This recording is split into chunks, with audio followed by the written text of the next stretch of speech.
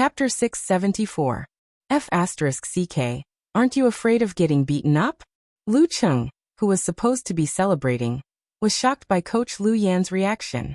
He forgot what he was supposed to do. The Shangqing sect substitutes didn't look too happy. Even the monks, Yun Yan and Ming He, had unfriendly looks in their eyes.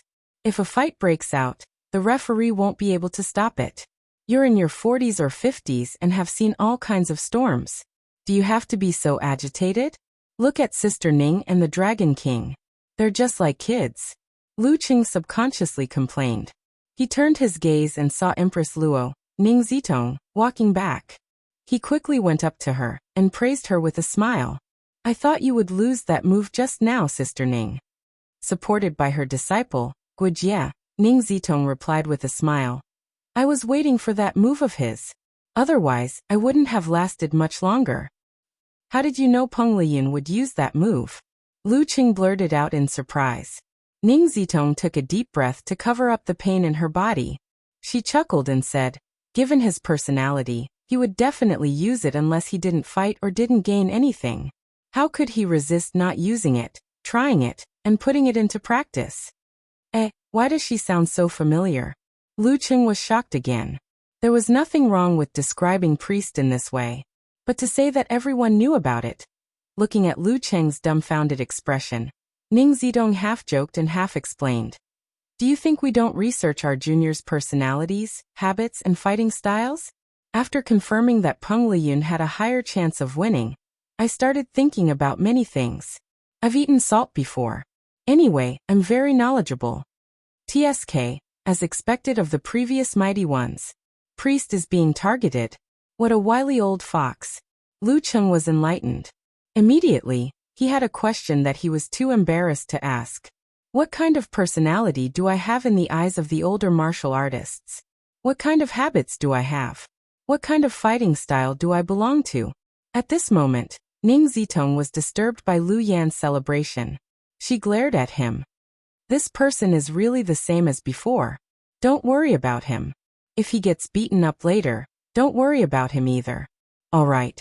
Before Lu Cheng could finish his sentence, he saw the Dragon King, Chen Qitao, who had been sitting steadily like a mountain with his sternum broken, slowly stand up. His face was solemn, but he seemed to be impatient as he walked towards the Shangqing sect seats.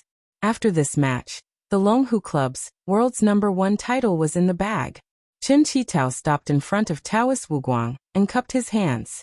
Then he went to warrior sage Qian Donglu and did the same without any expression on his face. In a trance, Lu Qing seemed to smell a little joy and smugness, but he also felt that it was his imagination.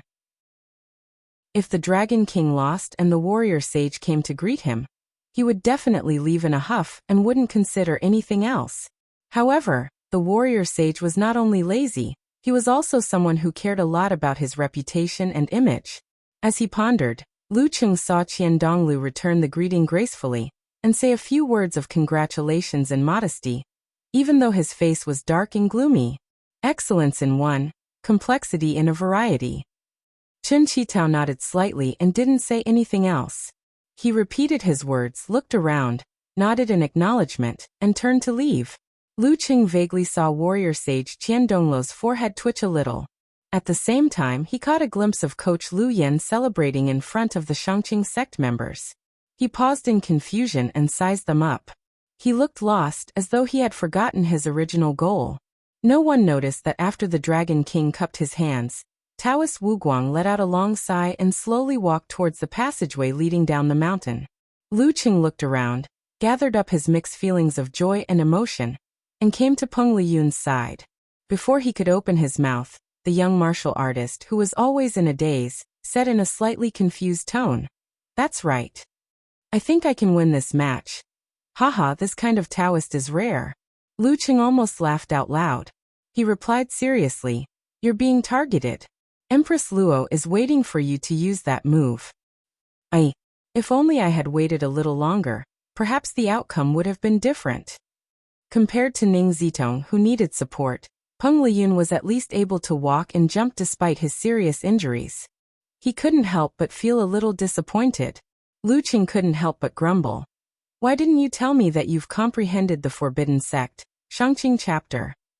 Didn't I tell you? Peng Liyun's attention was diverted. He frowned and fell into deep thought. Then he answered his own question.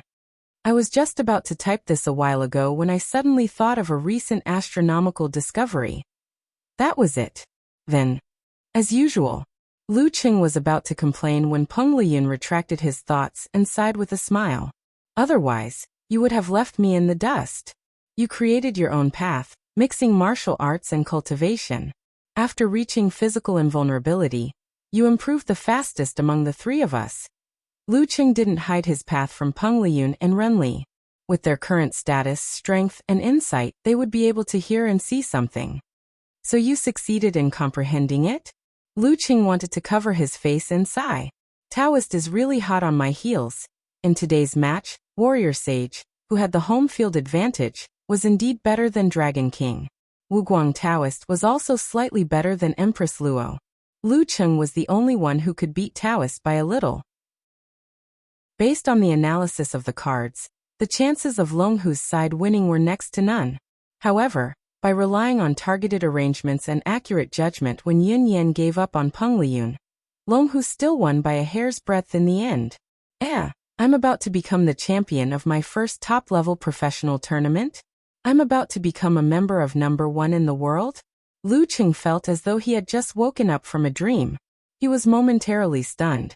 Perhaps it was because he had just participated in a match, but he wasn't emotionally prepared enough.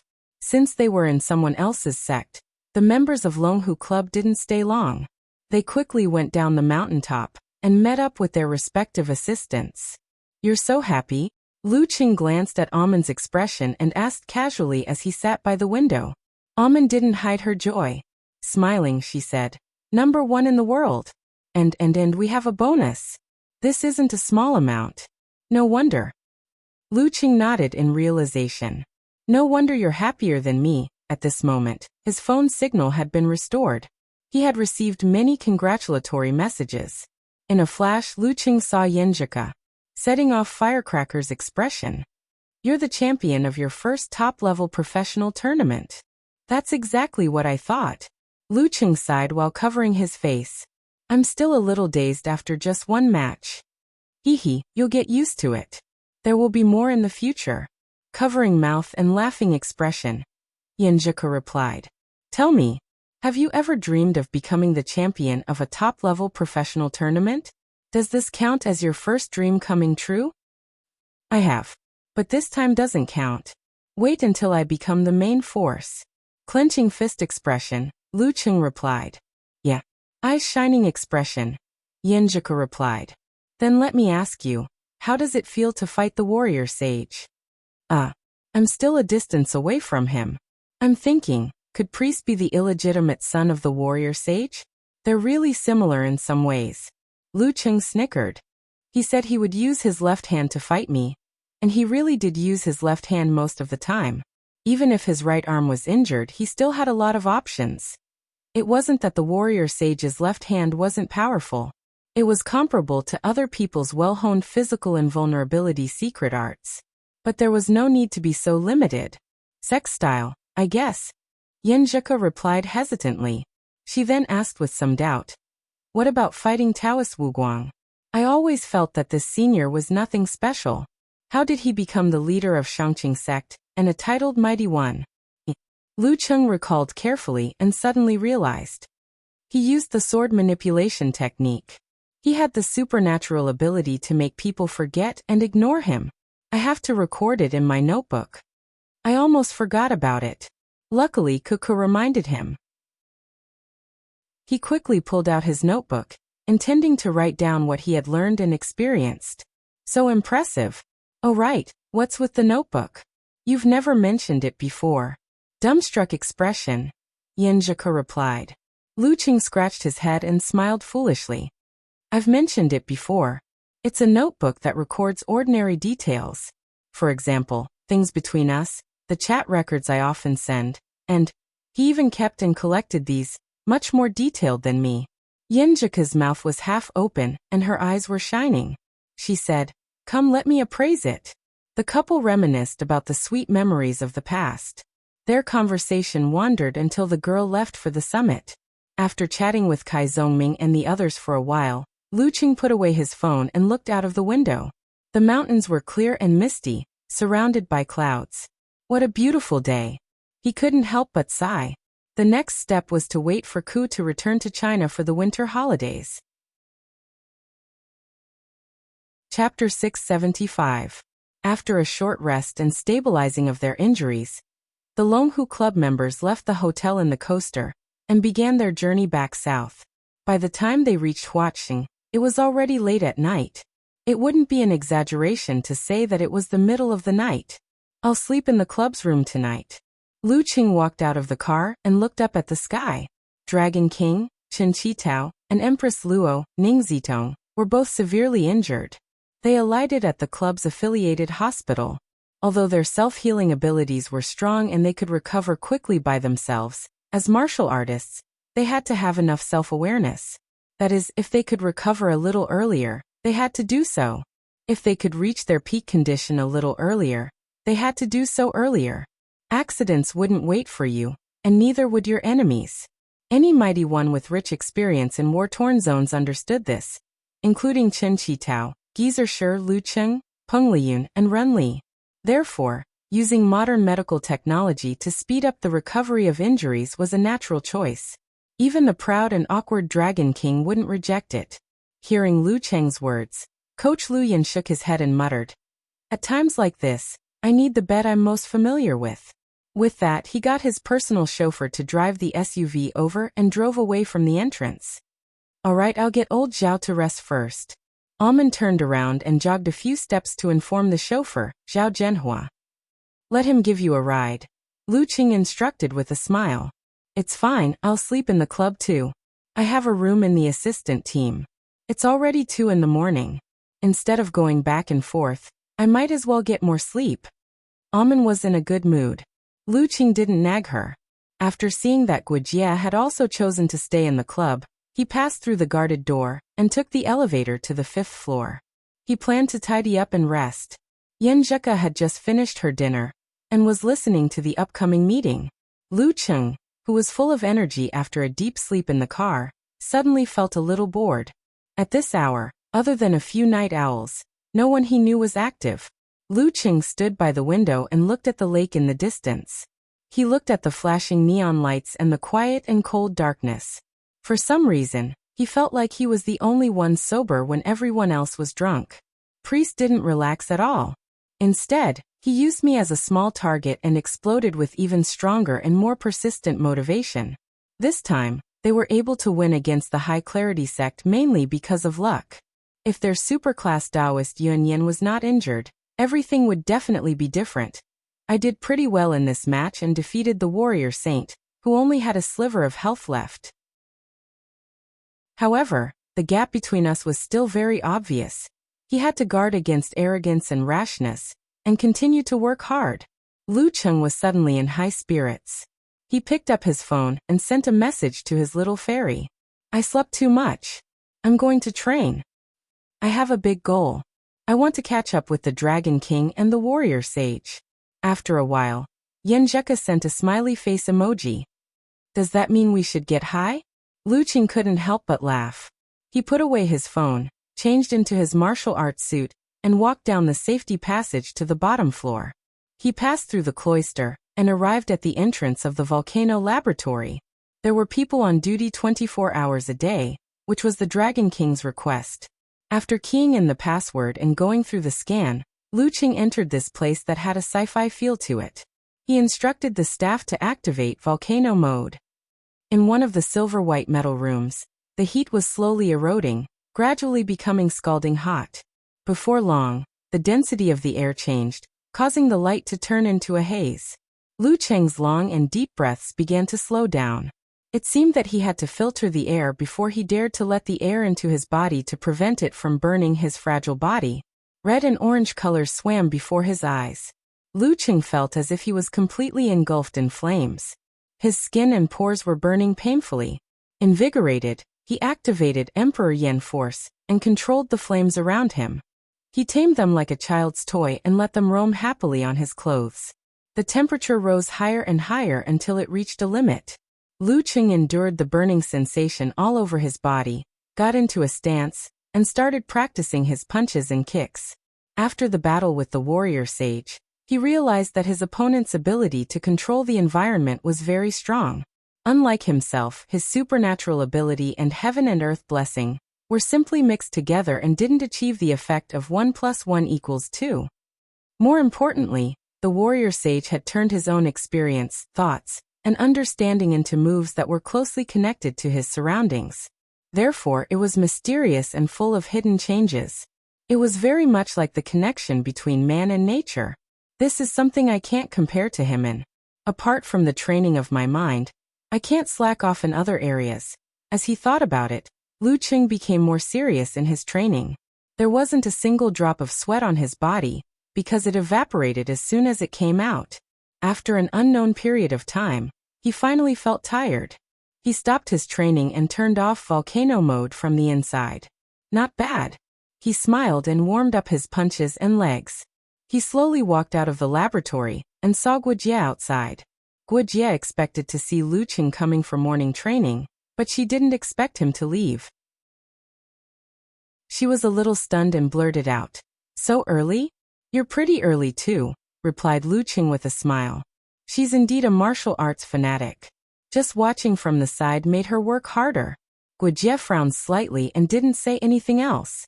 She stepped into the volcano laboratory. Lucheng laughed and walked into the quiet and empty corridor. The sky was still dark. The moon was low, and the stars were low. The faint light shone in quietly, dragging his shadow long. There was a hint of excitement in his tiredness. Lucheng felt the cool breeze. His footsteps suddenly became lighter, as if the morning sun was coming after a long journey. At this moment, he had that feeling of my future is not a dream. The next day was Monday. As usual, Lucheng participated in the guidance class of the reserve team as a physical invulnerability mighty one. Unexpectedly, he saw a familiar face among Tu Zheng and the others. It was the elegant and handsome Li Xiaoyuan, who looked like an immortal with his long hair draped over his shoulders. Li Xiaoyuan, the Li Xiaoyuan whose aesthetic taste had always left him dumbfounded. The Li Xiaoyuan whom he had met at the Martial Sage Candidate Challenge tournament in Yanling. Isn't he from Haiyuan Club? Lucheng muttered to himself, but he didn't show it on his face. Only when the guidance class ended did he stop Li Xiaoyuan and drag him to a corner. "You're here to observe?" Exchange learning," replied Li Xiaoyuan with a smile. Li Xiaoyuan chuckled and replied, "The higher-ups said that we can barely be considered as part of the same system and have some connections, so we need to interact more. So I was sent here." Lucheng's mouth twitched. "I just poached Optimus Prime, and now I'm sending you here. Are you trying to make enemies? SSS, you guys will fight." Li Xiaoyuan seemed to be shocked. He widened his eyes and asked, but it wasn't clear if he was really afraid or just joking. Lucheng's face darkened. "How would a physical invulnerability mighty one have the time to deal with you? Have some dignity." Following which, he pouted and pointed at Jialu and the rest.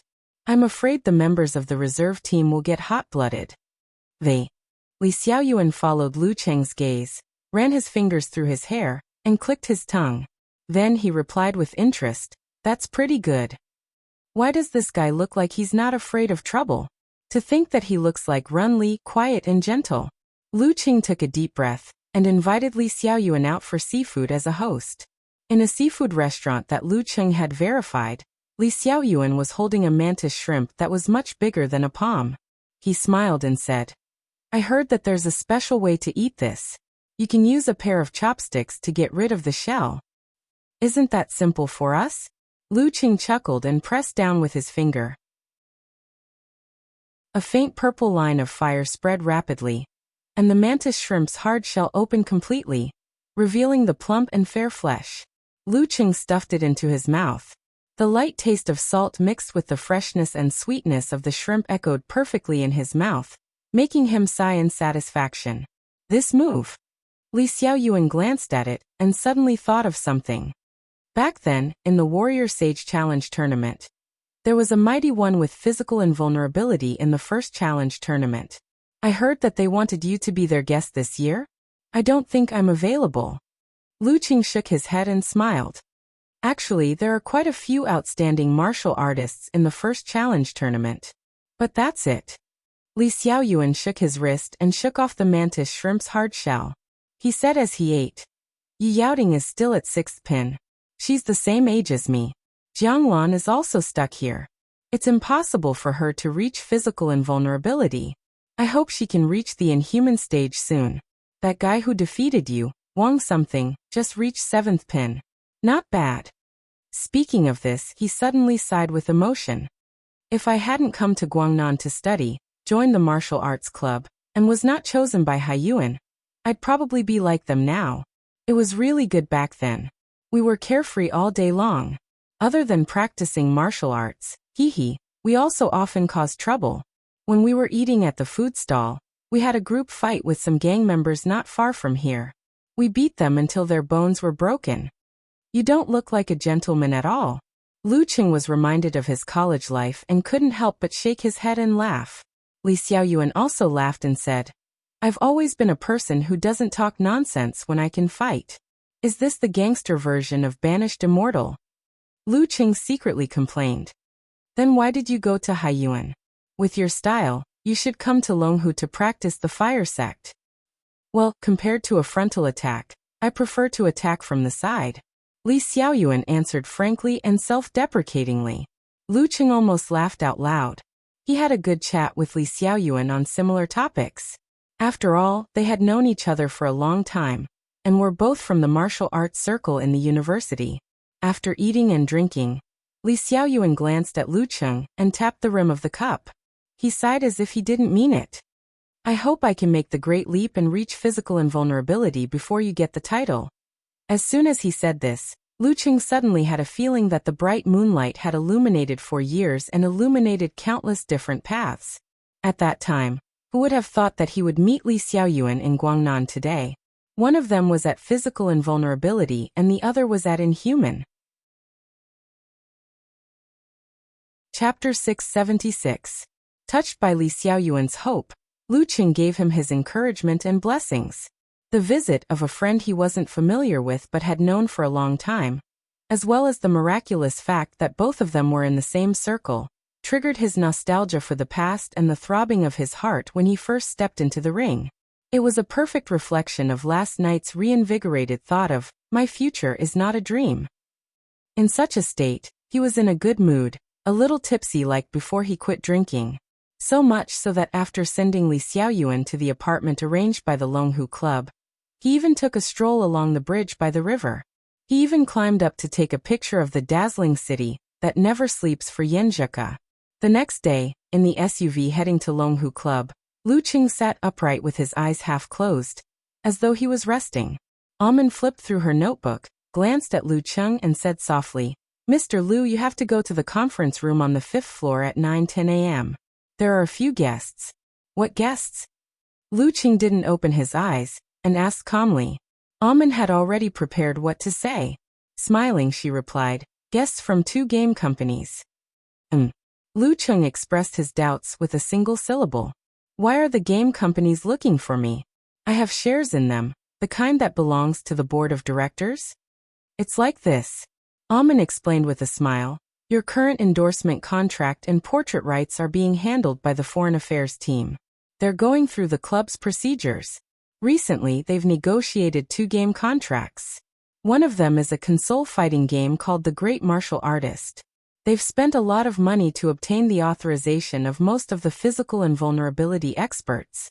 This allows ordinary people to control different mighty ones to compete for top titles. So they need me to work with them on the data modeling and the design of moves? Lu Qing had played similar games before. The once popular King of Fighters belonged to this category, so he was no stranger to the game. He already knew what was going on. Should be. Amin gave a positive answer and continued.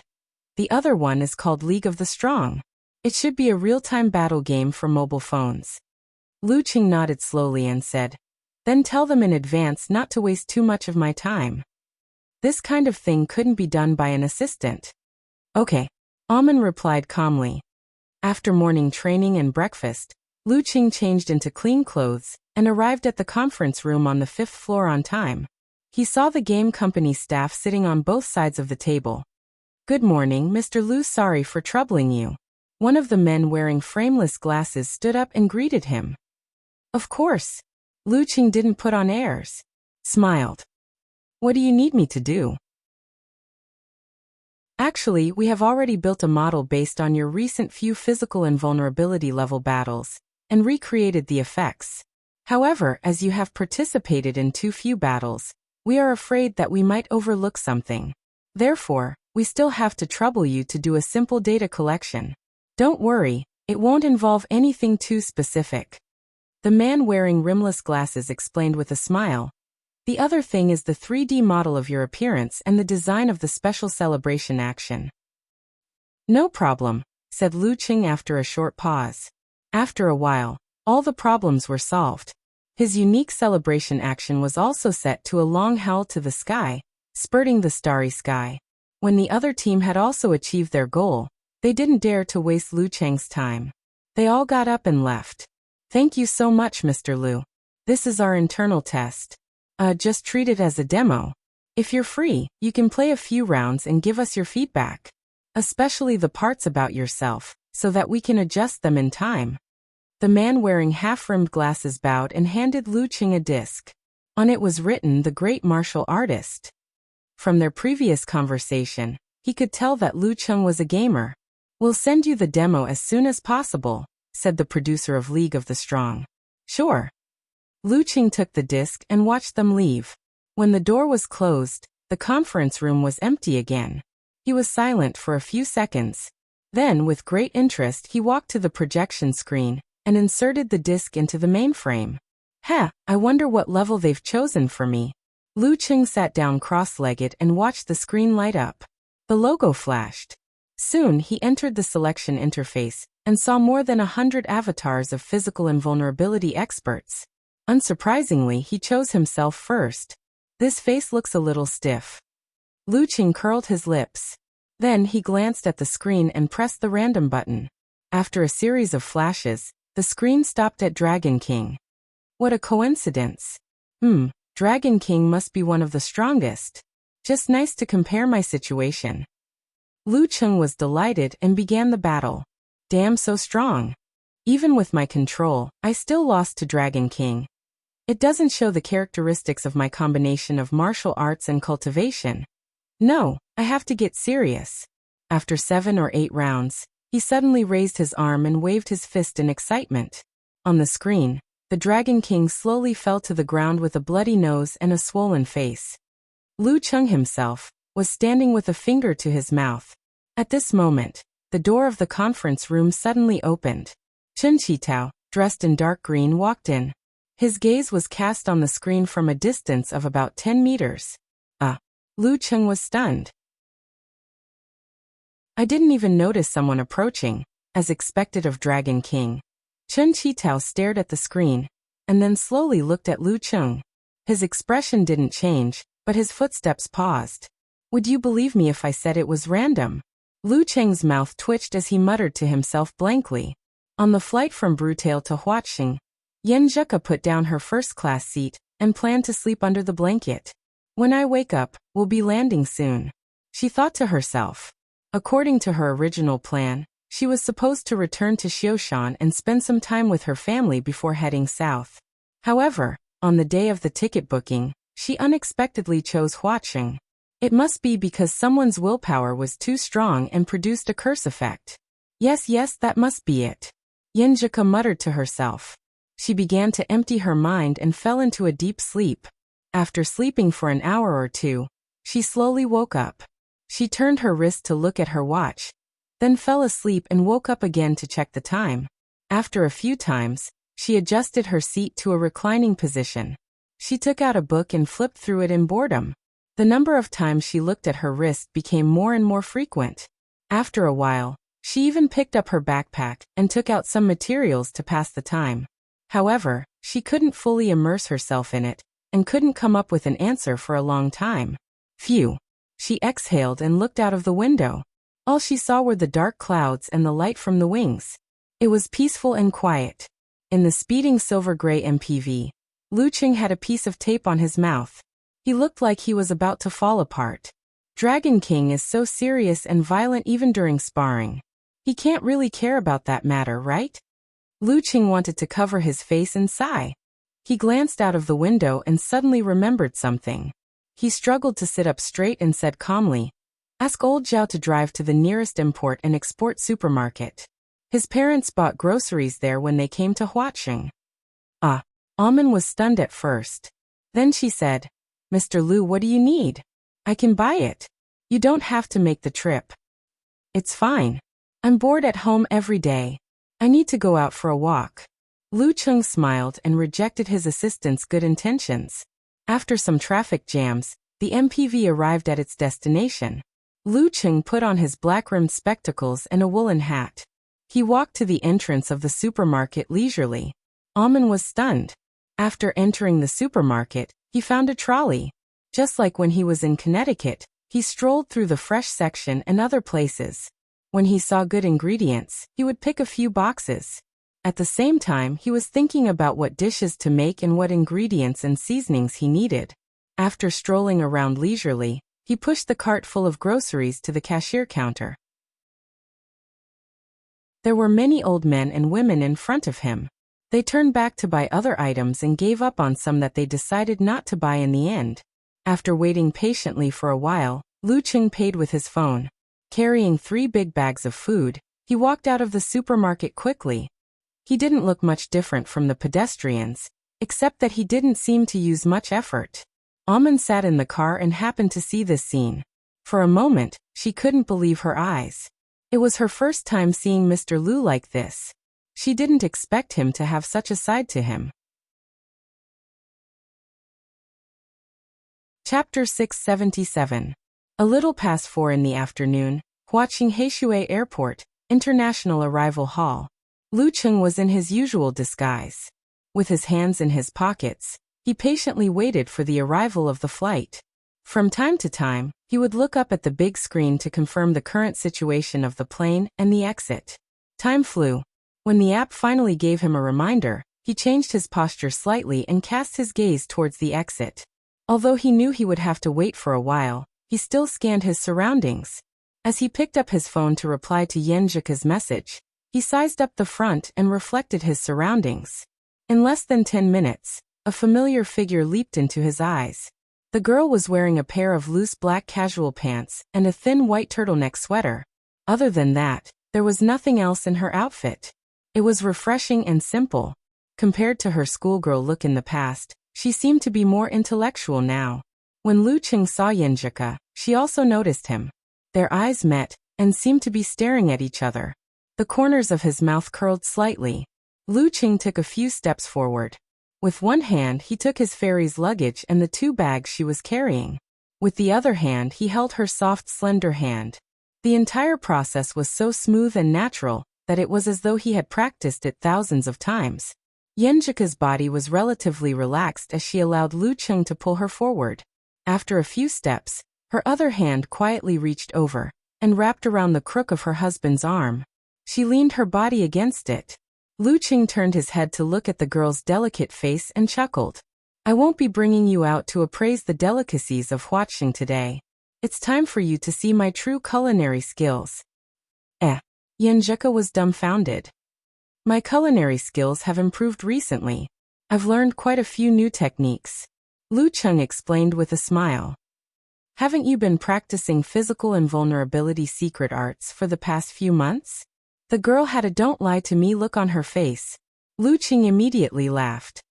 "It's a byproduct of practicing martial arts. My control over cold, low temperature, and flames has improved. The range of what I can achieve has also expanded. I can play with quite a few intricate tricks. As for cooking, isn't it all about using fire, low temperature, and quick freezing? Hee, I can make you a real omelet, ice cream, and other low-temperature dishes." Frying an egg on the palm was a saying in Xioshan. In general it meant, "If you can do this, I'll fry an egg on the palm for you." It meant that it was impossible. Yen Zhika's mouth was half open as she listened to Lu Cheng's eloquent speech. She was lost for words, which made him want to pinch her cheeks. After a few seconds, the girl said in annoyance and amusement, "I'm sorry. You look very proud." Of course, this is what I call a good man in the new era who is good in the hall and good in the kitchen. Wuxia smiled complacently and asked half-jokingly, "Looking forward to it?" "I'm looking forward to it."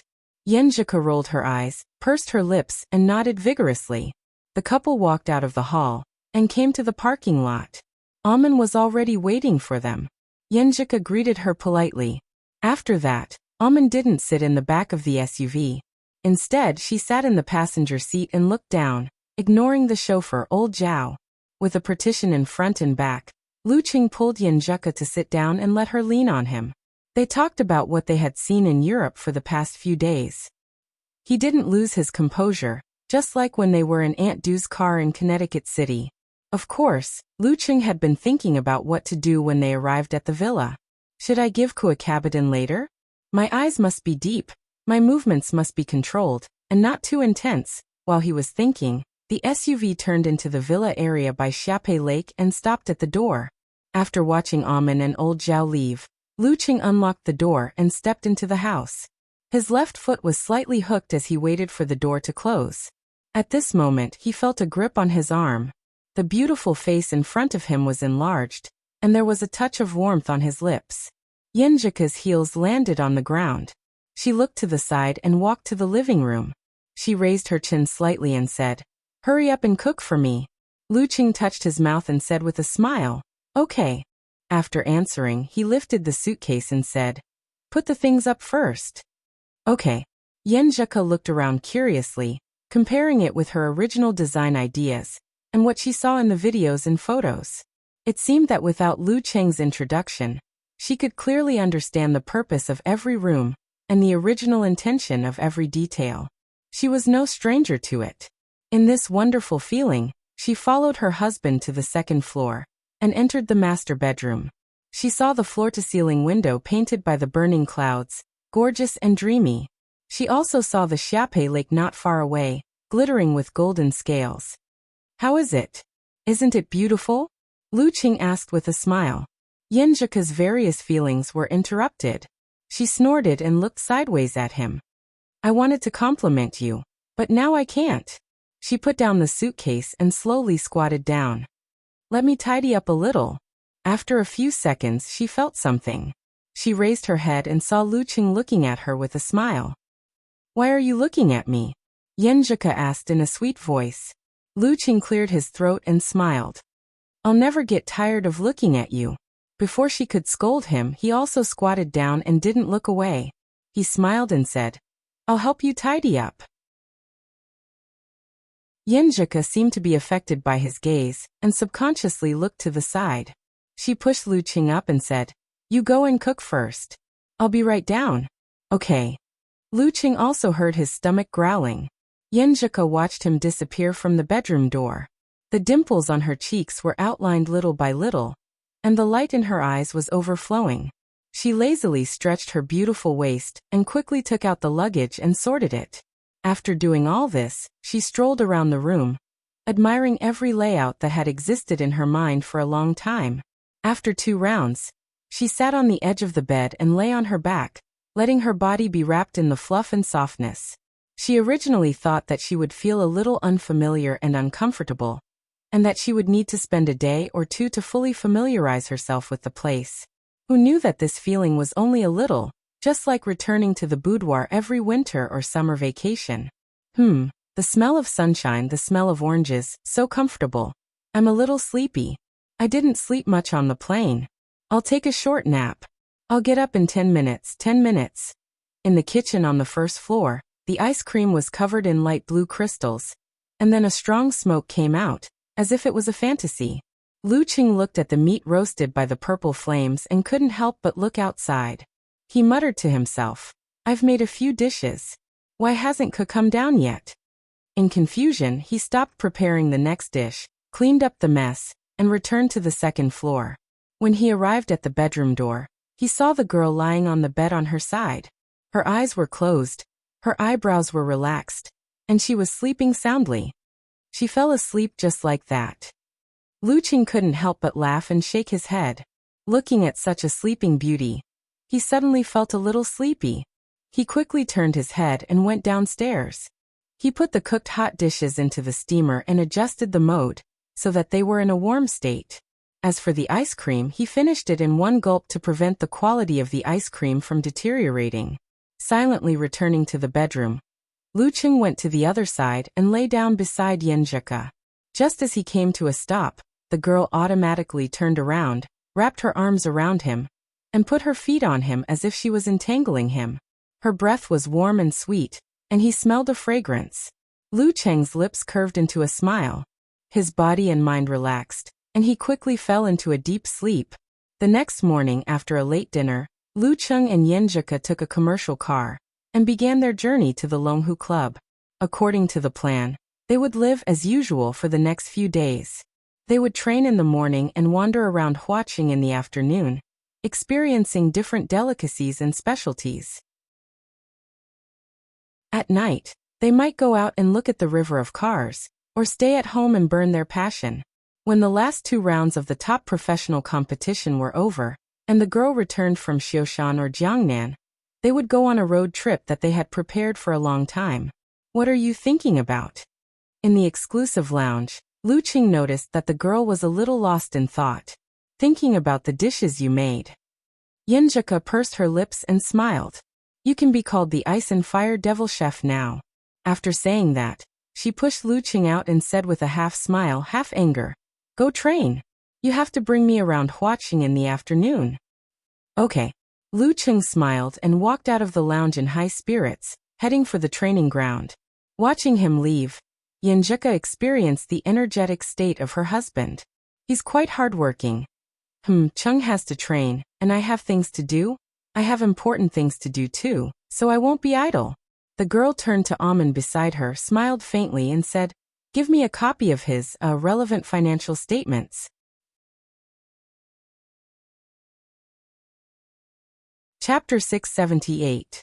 At noon, Lu Qing left the volcano laboratory. Wiping his forehead and face with a white towel, he took the elevator back to his personal lounge. As a person who cared about his image, he wouldn't simply evaporate his sweat to avoid affecting the breathing of the living creatures nearby. Lu Qing opened the door and stepped in. The words he was about to say were swallowed back in his throat by the quiet atmosphere. In the office-like room, golden sunlight shone in through the floor-to-ceiling windows, dyeing everything in brilliant colors.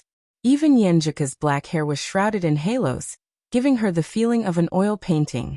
The girl rested her chin on one hand and clicked on the mouse with the other. She was focused on the computer screen. Beside her was a stack of printed papers. Sometimes she frowned, sometimes she picked up a fountain pen and gently bit the end of it, sometimes she tapped on the keyboard, and sometimes she wrote something on the paper. She was completely focused on nothing else.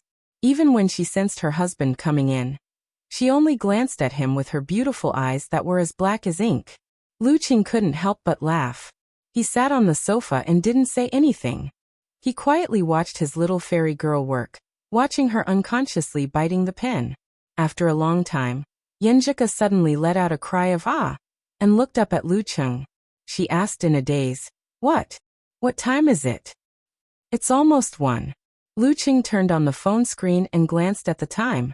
Yanjika pursed her lips and turned her head to the side. She suddenly realized something and felt a little embarrassed. I was wondering why I always wanted to eat something. Haha, it's not too late now. It's not even noon yet. Lu Qing stood up and walked towards his little fairy girl. Yes, I want to eat crab roe dumplings, sugar cakes, shrimp dumplings, and... Yanjika muttered to herself. She couldn't help but swallow her saliva. Then she put away the paper and pen. Waving her hand, she said, We'll do the rest tomorrow. Lu Qing held her hand and smiled in agreement. I want to continue tomorrow too. In the afternoon, Lu Qing and Yanjika walked out of the restaurant side by side. They took the escalator to the ground floor. There are so many people over there. While the sun was setting, the girl saw a group of people surrounding a certain door on the left side of the street through the window. She didn't know what they were looking at. Lu Qing followed her line of sight and only saw a dark mass of figures. He suggested with great interest, Let's go and have a look. Even physical invulnerability experts were curious and had the genes of onlookers. Sure. Yenjika was equally excited. When they reached the bottom floor, the young couple first exited the entrance of the mall and walked around for 100 meters before they arrived at the place where the crowd was gathered. They found that both the upper and lower floors of the mall were decorated in the same style. It was light and elegant, deep and profound, and it was very Japanese. Shinya Dojo. Lu Qing read out the name of the sign. It sounds like a martial arts club in Japan. Yenjika guessed thoughtfully. I think I've heard of it before. It's an ancient school. Lu Qing looked around and saw many women in kimonos.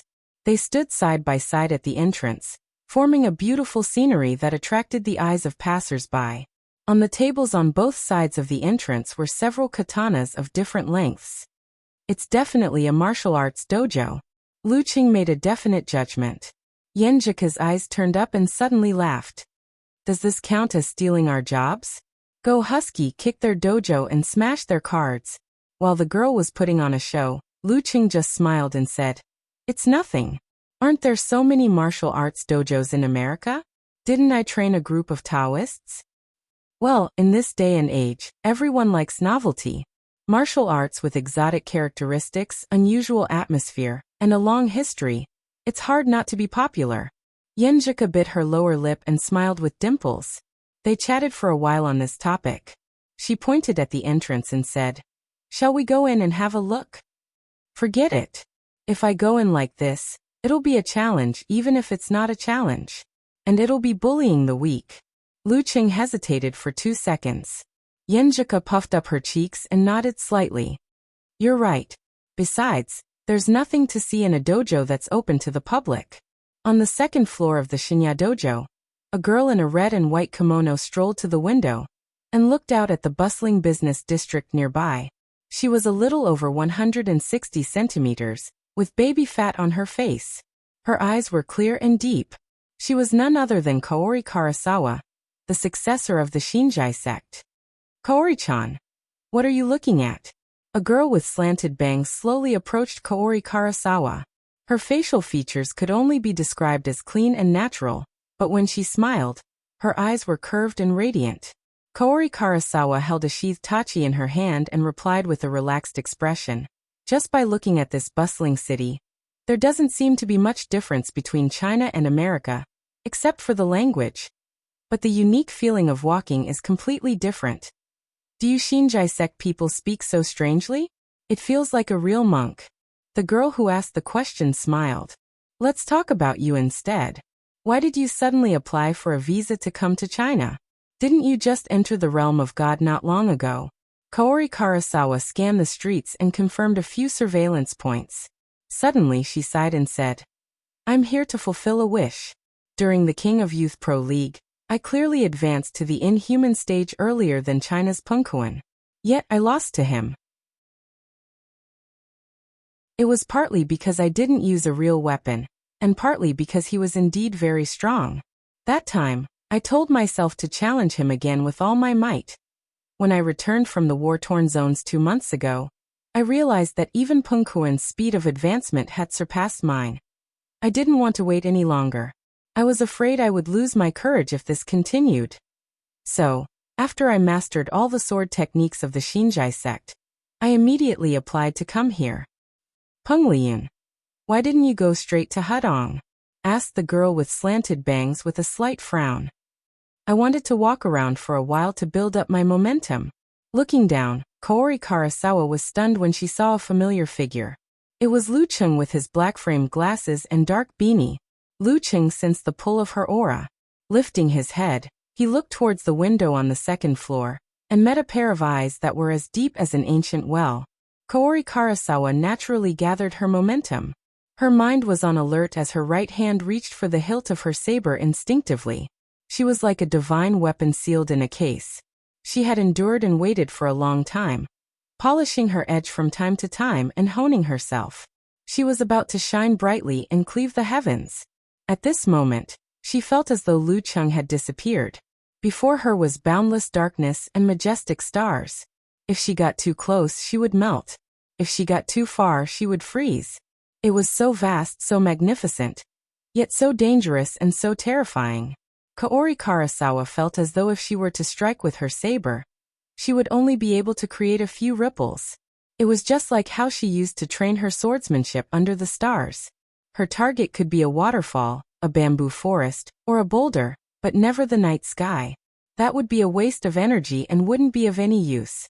Her right hand rested on the hilt of her saber for a long time. The universe receded and the stars faded. Lu Cheng retracted his gaze and pulled Yanjuka to the other end of the street. "What happened just now?" asked the girl, unable to hide her confusion. Lu Cheng's lips curled slightly as he replied calmly, "A former opponent. She has also advanced to physical invulnerability." On the second floor, Kaori Karasawa took a deep breath as she watched the two disappear into the distance. She had long heard about his advancement to physical invulnerability. She had also seen his recent battles and understood his current standards. However, compared to her previous encounters, he seemed to have undergone some fundamental changes. He had become very strange, so strange that there was no precedent. It was also strange that she couldn't draw her saber. Seeing Kaori Karasawa remain silent for a long time, the girl with the slanted bangs waved her hand and said, "Kaori-chan?" "Ah." Kaori Karasawa tilted her head in confusion and returned to her senses. "What are you thinking about?" asked the girl with the slanted bangs after some deliberation. Kaori Karasawa pondered for a good 10 seconds before replying, "There are too many physical invulnerability mighty ones in China." The girl with the slanted bangs waited for her to continue. Kaori Karasawa's face darkened slightly as she continued, "And we have too few." Without waiting for the girl with the slanted bangs to ask further, she continued, "That's why we can't organize such large-scale professional competitions and title matches. We can't be like their physical invulnerability mighty ones, who have to constantly improve their Tao and techniques." "That's true." The girl with the slanted bangs couldn't lie to herself and nodded in agreement. At this moment, Kaori Karasawa suddenly smiled sweetly and said in an ethereal tone, "Do you think I can stay in China and participate in such competitions? Not only do they have sex, but they also have the union and clubs. They should be able to invite foreigners, right?" Chapter 679. Lu Cheng naturally didn't know about Kaori Karasawa's change of heart, nor was he interested in finding out. After spending a few days with Yanjuka, he sent her on her way back to Xioshan. After 2 more rounds of competition, this year's top-tier professional competition finally came to an end. Longhu Club lived up to expectations and won the title of world number 1. Lu Cheng, on the other hand, felt a little uneasy as he had only played 3 main roles. He secretly made up his mind to play a more important role in the new competition after the Chinese New Year. For this, he gave up on the other challenge tournaments in January. He planned to relax, sharpen his blade, and accumulate experience. Apart from this goal, he also wanted to pick the key players in the new round of 5 title competitions. He wanted to strive for a breakthrough ranking and even fight for the right to challenge. This was a goal that Wisdom King Zhihai couldn't achieve even after a year and a half of physical invulnerability. Only warrior sage Qian Donglu and a few others had achieved it. However, Lu Cheng explained it to Yanjuka in his own words. "If a man doesn't have dreams, what's the difference between him and a salted fish?" At the beginning of January, Yanjuka returned to Huaqing again. Lu Cheng brought her on a 6-day road trip around Guangnan. The couple washed away the mental fatigue from the previous year and glowed with renewed vigor. After they agreed to spend the Chinese New Year together in Connecticut, Lu Cheng sent off his little fairy again. He began to visit Dragon King, Empress Luo, and the rest to wish them a happy new year. He planned to return home early and spend more time with his parents. Before that, he flew to the northern city of Huiyuan and took advantage of his free time to visit his best friend. This was the hometown of talker, Kai Zhongming. It wasn't a big place, but it wasn't small either. He couldn't reach there directly by air and had to transfer to a high-speed rail. Little Ming, who always dressed simply, waited at the exit with a look of disdain. Looking at the disguised Lu Cheng, he said in annoyance, "Can't you King come a few days earlier or later?" Tisk. Lu Qing used his tone to express his disdain and deep meaning. He knew that Casanova's girlfriend, Fang Yuan, would be on vacation these few days. However, wasn't this pretty good? Lu Qing chuckled to himself and followed Cai Zongming to his black SUV. He opened the trunk and put his luggage inside without a care in the world. Why don't you try our special barbecue first? Cai Zongming suggested. Sure. Didn't you always say that Hui Yuan's roasted lamb tail is the best? Lu Qing recalled Talker's previous boast. Cai Zongming skillfully turned the steering wheel and said, You'll know once you try. The meat is very lively, very tender, and very fragrant. Once you bite into it, that feeling. When I was in middle school, because I practiced martial arts for 3 days and 2 days, after self-study at night, I was often very hungry. Every time I didn't go home, I would order 10 skewers of lamb's tail outside the school. 10 skewers. TSK, that taste is something I will never forget for the rest of my life. Damn, you used to have a lot of pocket money. When I was in high school, I had to save for a few days to afford barbecue skewers. Not to mention when I was in junior high school. I even bought breakfast on credit. Lu Cheng's exclamation was not the main point at all. Please respect a rich second generation. Xiaoming gave a concise and comprehensive answer. After chatting for more than 10 minutes, he drove to a rather bustling commercial street and found a barbecue shop at the back. 40 skewers of lamb's tail. Do you want large kidneys? Cai Zongming picked up the menu and looked at Lu Cheng with an ambiguous smile. What's with that expression? Lu Cheng made a disdainful gesture. You're sleeping next to me tonight. I'm afraid you'll attack me at night if you eat too much large kidneys. Cai Zongming made a dirty joke. Then he rattled off a list of dishes to the waiter. While waiting for the barbecue, Lu Cheng, as a guest and a junior, asked with concern, Hey Talker, how's your dad's body recently? His complexion is better, but, he won't listen. The doctor asked him to stop drinking, but he won't. He has to drink a glass every day at noon and at night. When I tried to persuade him, he would get angry and say that there's no point in living like that. He'd rather die. Cai Zongming spread his hands and said, What can I do? I'm also very desperate. It shouldn't be a problem to drink a little, as long as you don't overdo it. Lu Qing knew nothing about this, so he could only comfort him casually. Following this topic, Cai Zongming talked about his life in the past few months. I find that doing business is really tiring. I have to force a smile every day, entertain people I don't want to entertain, and say things I don't want to say. You've learned to be sentimental? Lu Qing comforted him in a joking way. Cai Zongming was angry and amused. Are you here to do crosstalk with me? But my family's business has been going downhill in the past 2 years.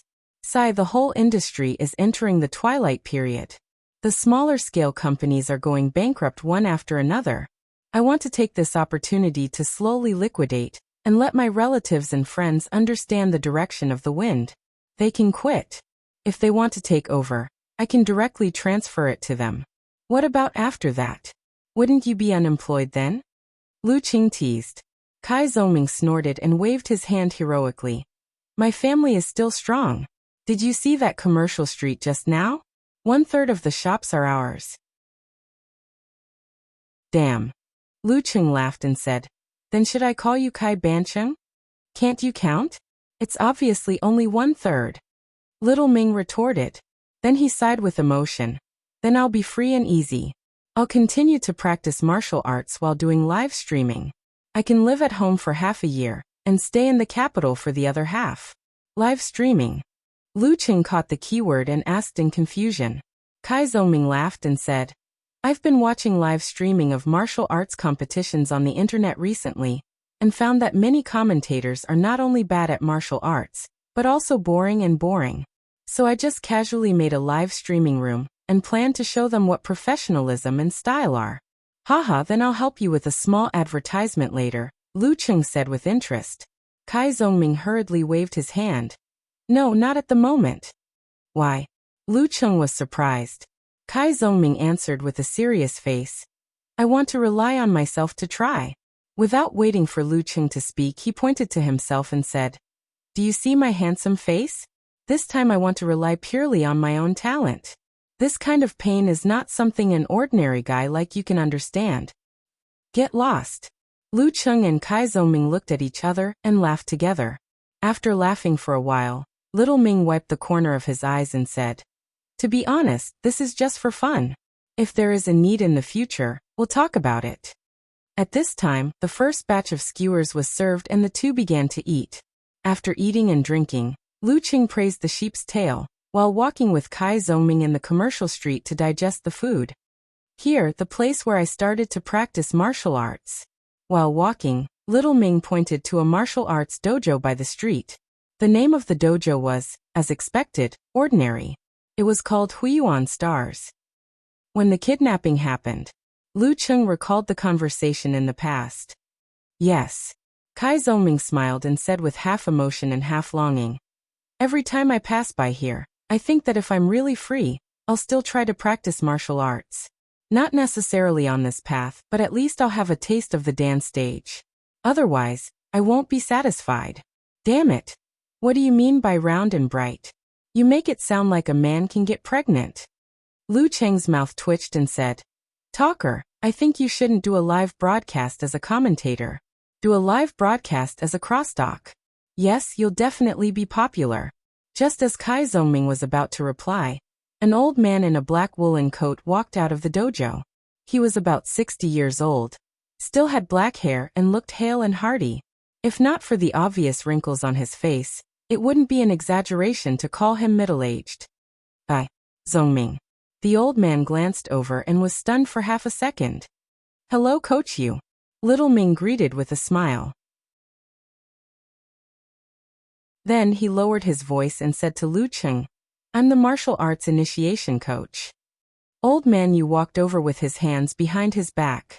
He sized up the student in front of him and said with half a smile and half a sigh, "You're full of vitality and didn't stop training. I often tell others that you're the one I regret the most. If you had been more serious, focused, and worked harder, you definitely wouldn't be where you are now." After sighing, he didn't say anything else. After a few words of greeting, he patted Kai Zhongming on the shoulder and slowly turned to leave. "Your initiation coach is pretty good." Lu Cheng listened quietly and sighed with emotion as he looked at the back of old man Yu. It's been so many years, but he still remembers Talker. Kai Zhongming chuckled and said, "Coach Yu is indeed a good person. He's an elder worthy of respect. The only problem is that he's too prideful and likes to take advantage of others." "Ah, what do you mean?" Lu Qing asked, amused. Kai Zhongming pointed at the entrance of the Martial Arts Center and said, "Songqing University Martial Arts Club used to be quite famous in the country. Once when I passed by here, I saw my poster. It said something like outstanding student, and Lu Cheng and Lin Kei's teammate. It's so King embarrassing." Haha. Lu Cheng laughed out loud. Old man Yu strolled down the street and subconsciously looked back. He happened to see Lu Cheng and Kai Zhongming's departing figures, and felt that they were both familiar. "I don't know them." He smiled and shook his head. He continued to turn into a nearby neighborhood. Suddenly he froze on the spot. He overlapped another figure with a certain expert. Even though it was disguised, it was definitely him. Old man Yu hurriedly looked back, but the figure had already disappeared without a trace. For a moment he was disappointed and his heart ached. It was like there was a stack of money on the ground, but he didn't notice it and couldn't pick it up. He remained in this state for a long time. Even when he returned home, old man Yu was still sighing. He didn't even taste the supper his wife made. "What's wrong?" his wife asked, puzzled. "I didn't." Old man Yu blamed himself. "Sigh, what a waste. My heart aches. What a good opportunity. My heart aches." Chapter 680. After 2 days in Huiyuan, Lu Qing received a call from Empress Luo just as he was about to return. "The military has a mission for you." Ning Zitong went straight to the point. "What mission?" Lu Qing wasn't dumb enough to agree right away. Ning Zitong chuckled. "It's nothing difficult. A faction has formed in the war-torn zone to the south of our country. It's involved in the cultivation, manufacturing, and trafficking of drugs. It's seriously affecting the peace of the border region. After a long discussion, we've come to an agreement with the Americans to conduct a joint cleanup operation. This has something to do with the Americans? Lu Qing asked sharply. How else do you think Ta Gu and his gang were able to grow so strong under our watch? The American intelligence agencies are best at such things. Instigating, subverting, disrupting order, fostering power, creating chaos. Ning Zitong replied sarcastically. Anyway, Ta Gu and his gang aren't enough weight on the enemy's scales. Then what do I need to do? Lu Qing didn't beat around the bush and asked about his own mission. Support. Don't let any of Ta Gu and his gang slip through the net, Ning Zitong said succinctly. Lu Qing came to a sudden realization and answered his own question. Is there a physical invulnerability mighty one among them? Based on the current intelligence, there isn't, Ning Zitong denied. Lu Qing was confused. Then why don't you send me instead of an inhuman or a mutant who's good at tracking? Everyone has their own specializations. Don't worry. We don't lack such talents. Ning Zitong chuckled. Aren't I redundant? Lu Qing couldn't figure it out. It doesn't make a difference whether I'm there or not. Just to be safe, just to be safe. Ning Zitong emphasized twice before explaining with a smile. This is to give you more opportunities to complete missions and accumulate merits. You'll be able to gain the qualifications to study the restriction sect, clear Jade chapter as soon as possible. Otherwise, your master will be nagging you about it every other day. I see. Lu Qing finally understood the whole story. Thinking about the restriction sect, clear Jade chapter, he was filled with anticipation and desire for the mission. I can't fall behind the Taoist priest here. So, Mr. Ta Gu, I'm sorry. But you all deserve to die. Ning Zitong continued nagging. Do you understand now? In short, this is a simple mission. Your existence is mainly to guard against accidents, and you may not have the opportunity to act. Simple mission. Lu Qing gasped and said half-jokingly, maybe it's because I've read too many movies and novels. The more simple the mission is, the more difficult it will be. You said it yourself. Those are movies and novels. How can reality be so dramatic? Ning Zitong replied amused. Besides, this kind of thing has nothing to do with whether the mission is simple or not. It all depends on the luck of the person involved. I think I have the potential. Lu Qing silently mocked himself. Alright, get back to watching as soon as possible. It'll take at most 2 or 3 days from the military base. It won't affect your vacation, Ning Zitong said and hung up the phone. Lu Qing held his phone and pondered for a while. Then he called his mother and told her that he had something urgent to attend to and would be back a few days later. Then he told Yanjika that he had accepted a mission, but he didn't mention the details because of the confidentiality clause. He only said that it was a very simple mission to earn merits for himself. After doing all this, he got Almond to help with the subsequent procedures for changing the contract. What's up? Kai Zongming stopped his car outside the high-speed rail station and asked without hiding his curiosity. Yeah. Lu Qing nodded solemnly. He got out of the car and grabbed his luggage. Seeing his serious attitude, Little Ming was a little scared and didn't know what to say. Just then Lu Qing turned around and waved his arm. He revealed a bright smile and said, Goodbye, I'm going to save the world. Save the world. F***ck, you lied to my feelings. Kai Zongming raised his middle finger and shouted, Get lost. Shuttling through the middle reaches of the Yalin River between the mountains, at the temporary Sino-American Joint Command Center. Dressed in a dark military uniform, Smith combed his hair back neatly. Wearing a pair of black sunglasses and white gloves, he looked around curiously. He was excited at one moment and nervous at the next. After Lu Cheng's guidance, the former Spider-Man had found a capable ascetic from the mission sect to be his mentor. He used a method that was close to self-abuse to hone his body and sublimate his soul. After a long time, he finally evolved again and reached the threshold of danger grade. Because of this, the Department of Homeland Security placed him as a key grooming target. They exchanged him with the Foreign Intelligence Agency for 2 years and sent him to the war-torn zones for training. Your first time? Asked the burly black officer beside Smith with a smile. Yes. Smith nodded frankly. Previously, I was only here for surveillance or security missions in China.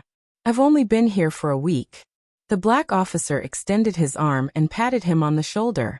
He laughed heartily. Don't worry, joint missions like this have always been very safe. You'll be able to adapt easily. Really? Smith was pleasantly surprised as he asked in return. Without a doubt. The black officer pointed around and said, You can observe carefully and confirm the situation of everyone in the command center. Their standards and levels will determine the difficulty of this joint mission. I know that. Smith answered softly. Just a moment ago, his boss had explained to him one by one. In the Joint Command Center, half of them were commanders and staff officers. There was no lack of experts who had reached the danger grade. The other half were the upper echelons of the Special Operations Forces. Some were experienced in the mountains, some were skilled in combat, but only a few were at the danger grade. From the looks of it, the Joint Sweep mission is at the danger grade? With his current strength and enhanced spider web, as long as he wasn't reckless or impulsive, he could indeed guarantee his safety. As Smith's thoughts raced, the black officer led him to the door. You know? That's good. There's no need to waste time. Anyway, remember, this is a preparation that includes unexpected situations. The actual danger will be even lower. Have a good sleep later, and maintain your mental strength for the operation. Phew, then I'm really relieved. Smith secretly heaved a sigh of relief. It's better to start simple as a newcomer. The higher-ups are still taking care of me. At this time, the door of the Joint Command Center was suddenly pushed open.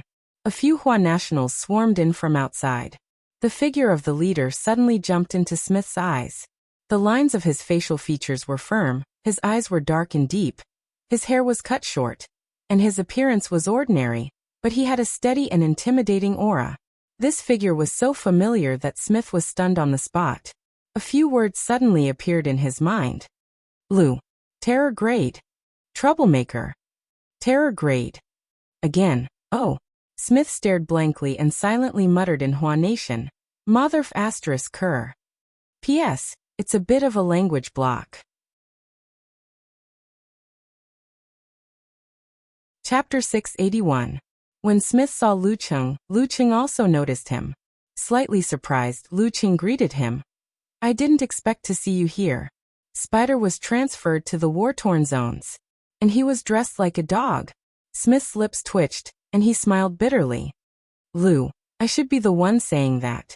He had crossed the ocean and entered the war-torn zones.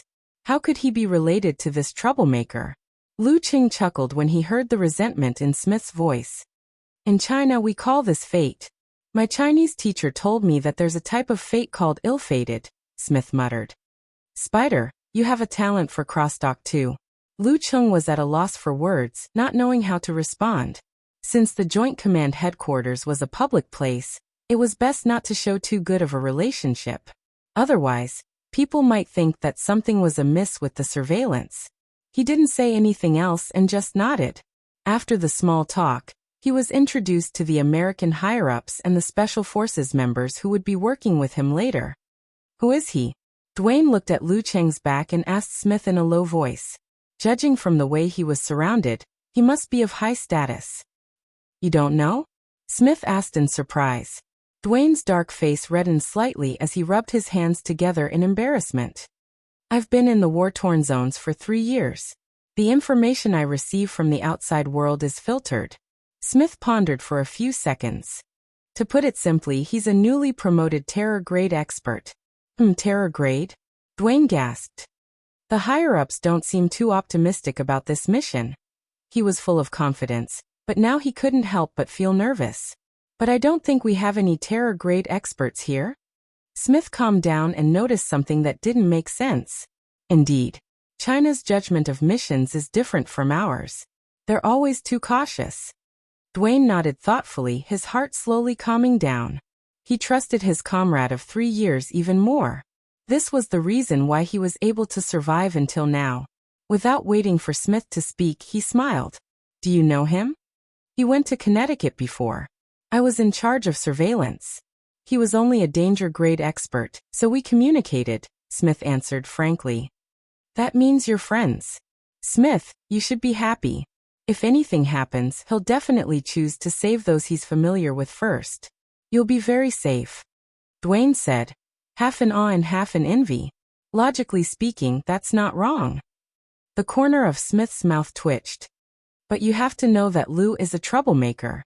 Whether it's intentional or not, he's always surrounded by situations. Things that weren't that big of a deal often develop into a disaster. Just thinking about it.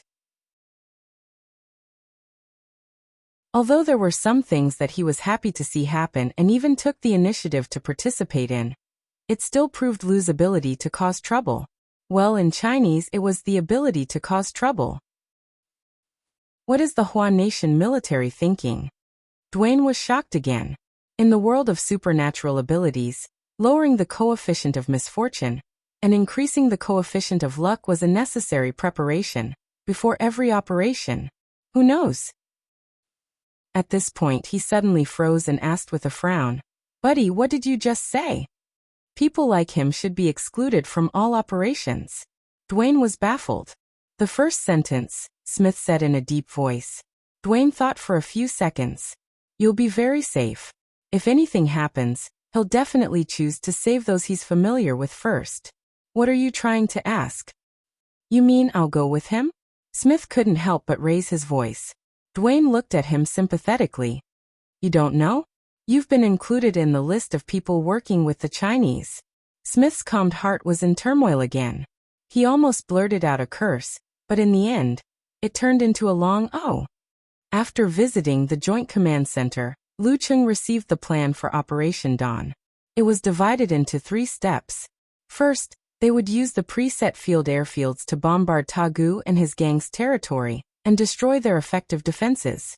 After the bombardment ended, the Special Operations Forces would take advantage of the chaos to break in and execute the decapitation strategy.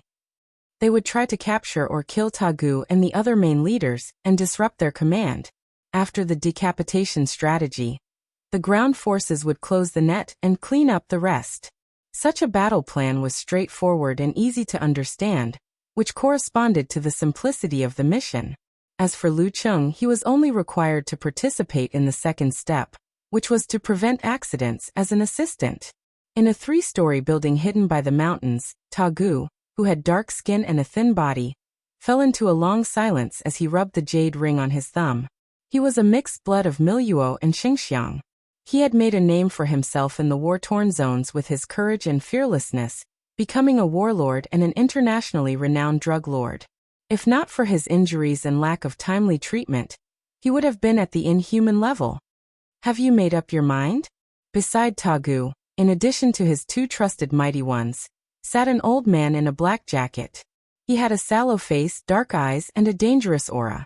Tagu's lips quivered a few times. What are you guys trying to do? Why are you trying to rope me in? The old man with thin, silvery white hair seemed to have been frozen for a long time. He replied expressionlessly. You can think of it that way.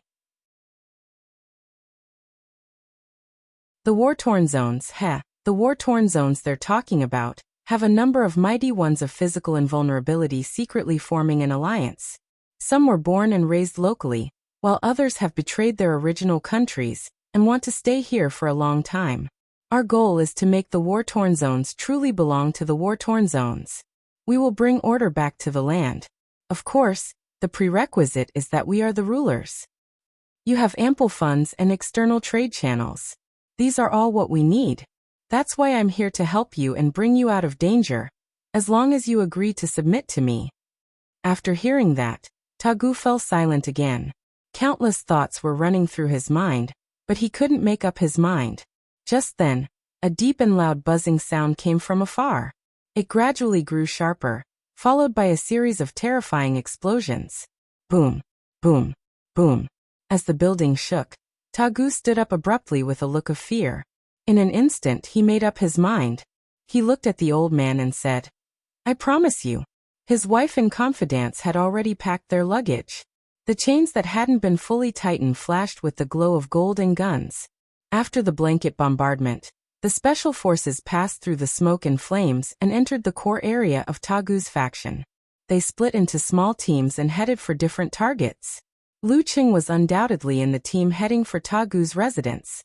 The team consisted of former Spider-Man Smith, Storm Giant Dwayne, Shadow Hunter Chang'en and Thoughtless Blade Jian Dan. Along the way they didn't waste any time. Occasionally, they would encounter a few enemies. They were either entangled with spider webs or shot randomly with invisible air blades. Without stopping, they arrived at the 3-story building and saw the scene of burning flames. Tagu escaped. Chang'en sniffed and found a clue from the shadows. He didn't hesitate at all. He fled and gave up just like that. No wonder he's a hero, said Jian Dan as she looked around. After careful inspection, Chang'en said, they have a lot of people. There are quite a few of them, so they aren't moving fast. Storm Giant Dwayne immediately said, after them. The few of them set off again. They followed the path, climbed over the hills, and entered a moist forest. As they chased Smith Chang'en, and the others suddenly heard a dense, soft sound that made their scalps tingle. They looked around and saw countless insects, colorful snakes, flying dark clouds, and little things that resembled fine sand. Smith even made eye contact with a spider with a human face on its back. One by one, hundreds and thousands of creepy spiders entered his eyes, making him shudder. The insects that could drown a group of people were just about to move when they suddenly paused. Due to the sudden drop in temperature, droplets of water condensed, and layers of ice crystals covered them, forming statues. At that moment, Smith heard Lu Qing whisper to himself, this is beyond the means of an inhuman. Is there really an accident? Smith was silent at first. Then, the corner of his mouth twitched as he thought to himself, you have the nerve to say that.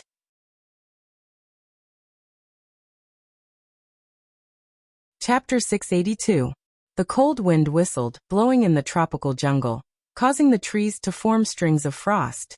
Icicles made the surroundings sparkling and translucent, freezing all kinds of strange and endless insects. These weren't sturdy. Larger creatures like snakes and spiders could easily break free. However, they were afraid of the cold. As soon as they recovered, they retreated like the receding tide, leaving the area within a radius of 20 to 30 meters completely silent. Lu Qing sensed his surroundings and turned to Shadow Hunter Cheng and request to communicate with the Alliance Command Center. Tell them that Tagu's group seems to have the help of a physical invulnerability expert. Ask them what to do next. He had wanted to request air support, reconnaissance, and bombardment. However, when he looked up and saw the dense foliage and scattered light of dawn, he changed his mind. Yes. Chang'en took out his satellite phone from his backpack and reported the situation to the Alliance Command Center. After a short discussion, a new order was issued. Continue the pursuit. If there is danger, leave on your own accord. Their primary goal changed from capturing Tagu to confirming the identity of the physical invulnerability expert and investigating which faction was involved. Then let's continue. Lu Qing took in a breath of the forest air mixed with the smell of rotting leaves. For the time being, he didn't sense any strong danger. Continue. Smith's mouth opened helplessly. He shot out spider silk from his palm and wrapped it around a huge tree branch. Using this pull, he leapt into the air and landed on a high tree. Through the gaps between the leaves, he observed the path ahead and played the role of a responsible scout.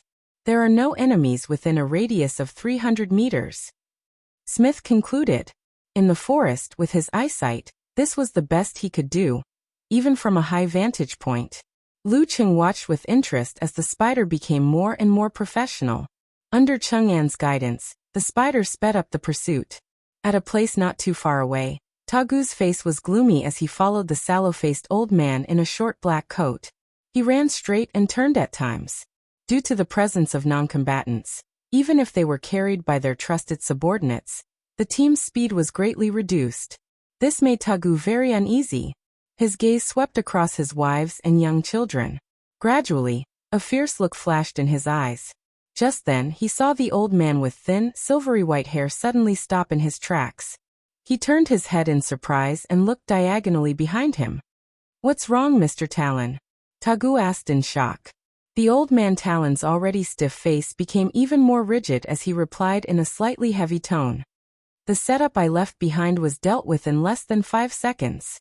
We're in trouble." Is he at physical invulnerability level? Tagu swallowed his saliva and asked with difficulty. The expressions of the capable subordinates who were still following him all changed. His sphere of influence was close to Hua Nation, and he was used to using Hua Nation's ranking as a standard. Talon took a deep breath and said, I think so. I didn't expect China and America to value you so much that they would send a physical invulnerability expert here. This was beyond the expectations of the organization. Eliminating small forces like Tagu was a one-sided affair for both China and the United States of America, but they shouldn't make such a big deal out of it. If they had to trouble a physical invulnerability expert for something like this, it could only mean that the military had wasted their budget. In order to not expose the secret of the secret alliance, he was the only one in charge of the first half of the operation. Tagu's expression darkened. No matter how hard he racked his brains, he couldn't understand why China and the United States of America valued him so much. How could he be worthy of a physical invulnerability expert? Mr. Talon, what should we do? Tagu took a deep breath and stopped thinking about the reason. It had nothing to do with changing the current situation. Talon pondered for a moment and said, let's see if we can confuse them. As long as we can get out of the forest and reach the border, we'll have reinforcements. As he spoke, green and milky white furry bugs crawled out from the ground beneath his feet. They merged with the demonic spiders and colorful snakes that came from all around, forming a torrent. These creatures crawled towards Tagu, towards his wife and children, and towards his trusted subordinates who had extraordinary strength. Their scalps went numb. As they resisted instinctively, Talon spoke in a deep voice. Don't be afraid. They won't hurt you. Suppressing the fear and the goosebumps, these insects crawled past every human present outside the Talon forest. With different pheromones, they spread out in all directions, heading to the north, south, east, and west. Let's go. Talon stroked his dry white hair and led the way to the southeast. Tagu suppressed his impulses and decided to hold on to hope one more time. If it didn't work, he would give up on everything else. As long as he was alive, what couldn't he have? After tracking for a while, Shadow Hunter Chang'an suddenly stopped. Did you find anything? Lu Cheng looked around and saw many traces, all of which pointed to different directions. Tagu and his group seemed to have split up. Chang'an replied hesitantly as he used his supernatural ability to detect the shadows. This split was very strange because there were more or less the same aura in several directions. Smith slid down from the tree, sniffled, and frowned. He frowned and said, I smell spiders. Here, here. He was very sensitive to such things. It was his instinct. Looks like they're using bugs. Storm Giant Dwayne had a deep impression of the scenery. He had experience in jungle battles, so he joined in the search for tracks and provided suggestions. With the help of Smith and the others, Chang'an finally identified the truth. He led the team and continued the chase. Tagu and his group shuttled through the jungle in a hurry. No one spoke. The atmosphere was tense. It seemed like the situation would crumble at any moment. After a few minutes, Talon paused again. Everyone's hearts were in their throats. They've caught up. Tagu guessed the worst. They probably have the most professional trackers. Talon's stiff face twitched. They're very close to us. Tagu glanced at his wife and subordinates from the corner of his eye. He asked in a deep voice, Is there a way to escape?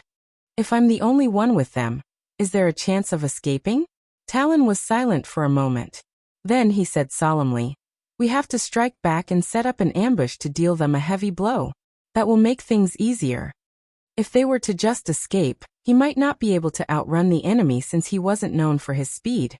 The enemy could very well only have subordinates who were good at tracking. They might as well take advantage of Tagu's capable subordinates and give it a try. Are you confident? Tagu narrowed his eyes. He no longer cared about his pride as a physical invulnerability mighty one. Talon looked back and replied with a hoarse voice, Setting traps and traps. I'm very good at it. As for the best results, that will depend on whether you guys are willing to give it your all. That's what I'm good at, Tagu said through gritted teeth. The unique scenery of this place retreated as the trees swept past them. As Smith gradually got used to the atmosphere, he suddenly saw Lu Cheng stop in his tracks and extend his arm to stop the group. "There's a problem up ahead," Lu Cheng said as he looked at the jungle dozens of meters ahead. Thump. Smith could hear his own heartbeat. He almost turned tail and ran. "A problem?" Cheng-en, the shadow hunter, looked around and asked in confusion. He didn't detect any danger. The insects and birds were still active, and the shadows there were extremely normal. "I smell danger." Lu Cheng's lips curled into a smile. He didn't attempt to find the enemy, identify the traps, or do any delicate work. Instead, he condensed a violent, crimson fireball around him. After the crimson was a faint purple, a light blue, a blazing white, and a golden yellow. Lu Cheng was surrounded by the symbol of the gods. Whoosh! Whoosh! Whoosh! He didn't say a word. Instead, he fired the 5 flames one after another to saturate the area. During this process, he adjusted the frequency so that the speed at which he condensed the fireball could keep up with the speed at which he fired it. Boom! Boom! Boom! Clouds of black dust rose up one after another. Trees were either broken or broken one after another. Deep craters appeared one after another. Different colored fireworks bloomed one after another. In less than a minute, the jungle was cleared. As for the traps, what were they? Cough, cough, cough. Talon, Tagu, and the rest retreated pathetically, exposing themselves. In that short period of time, they felt like they were being plowed by an artillery team.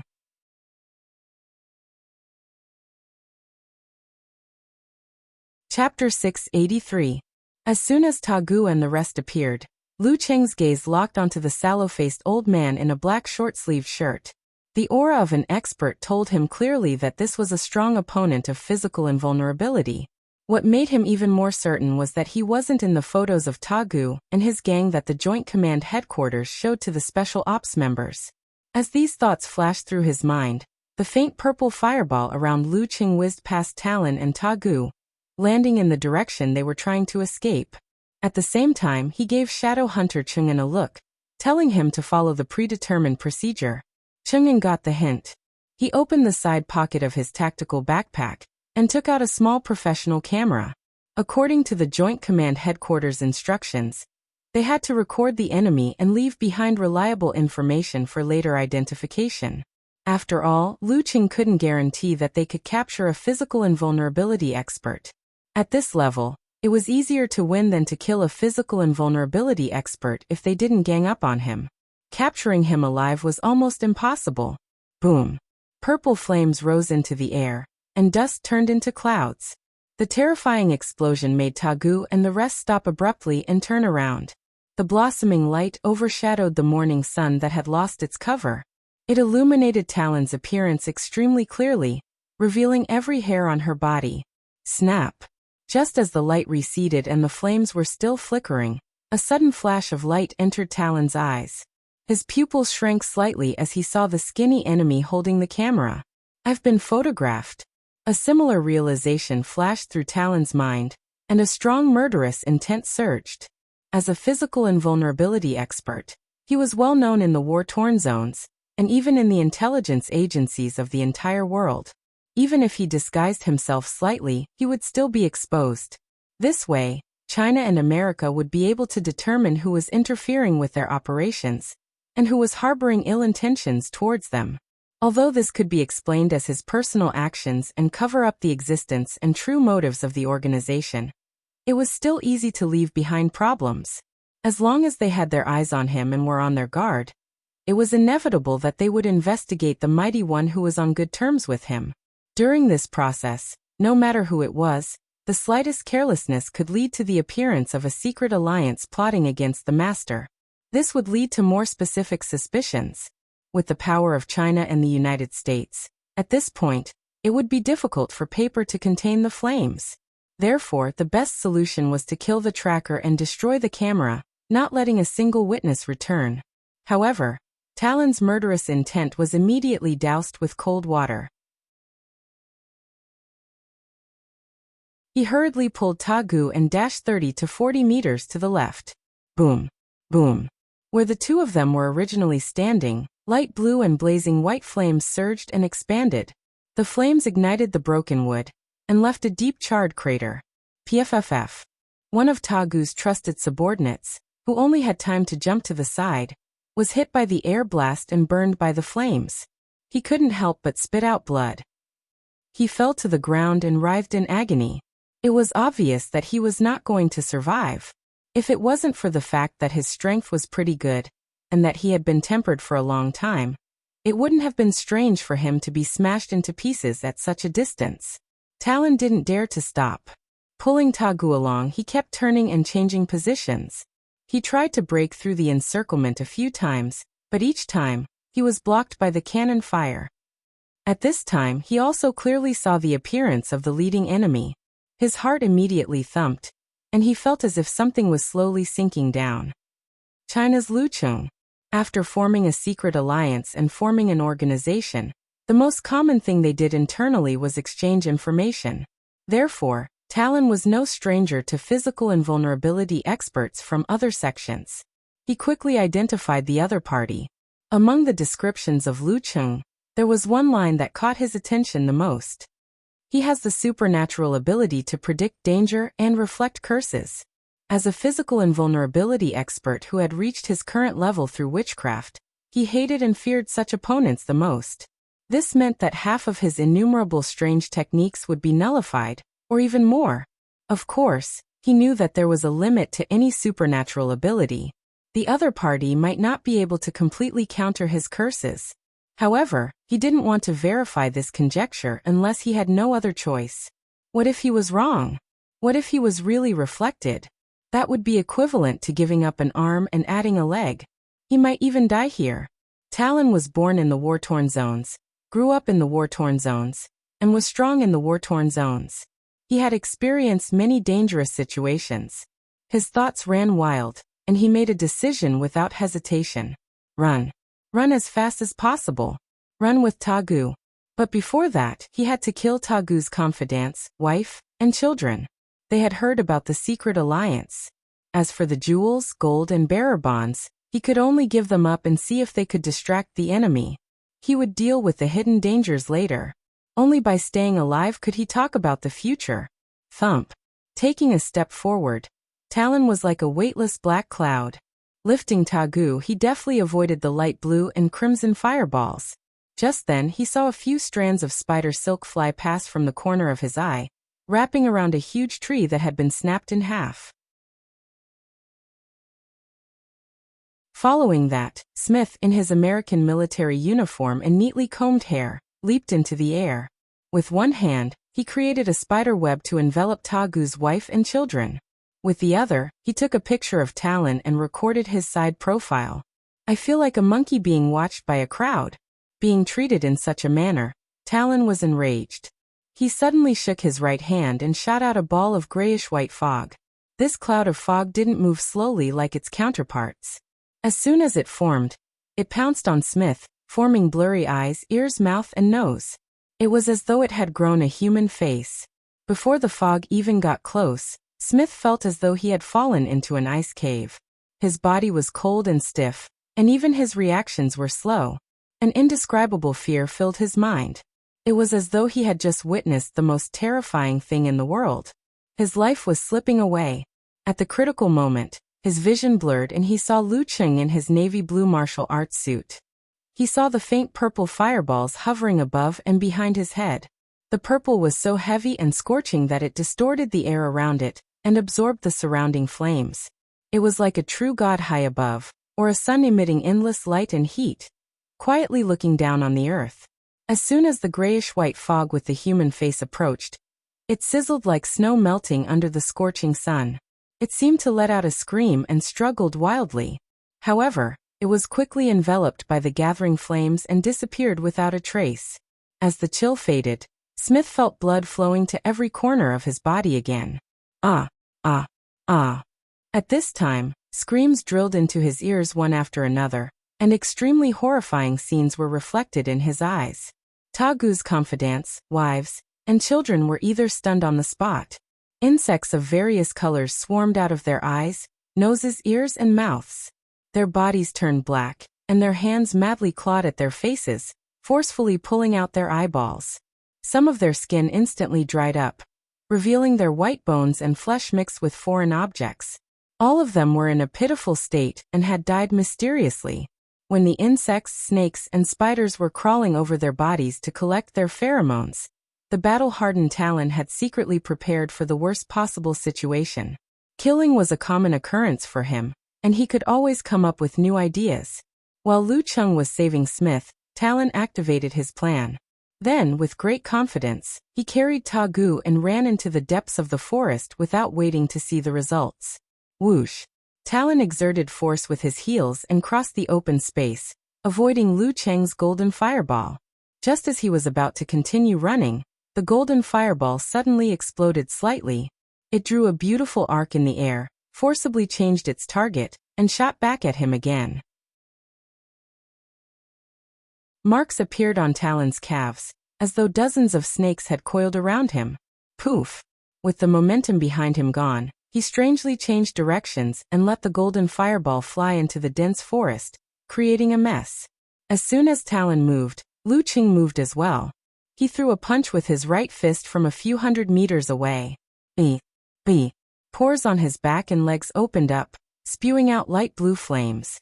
Bam! Like a launched rocket, Lu Cheng instantly closed the distance between them and arrived beside Talon. His fist carried powerful kinetic energy, as though it could destroy everything. Self-created unique skill, jet counterattack.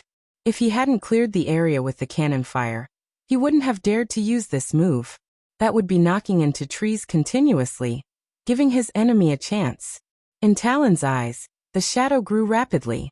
It was too late for him to respond effectively. At this moment, he didn't even think as he lifted his pagoda bone and blocked the attack. Bam! Blood and flesh fell apart like rain. Broken hearts, severed intestines, deformed stomachs, and last night's supper fell to the ground with a pitter-patter. The drug lord of the generation, Ta Gu, was torn apart without a sound. Even the subsequent steps of piecing him back together could be skipped.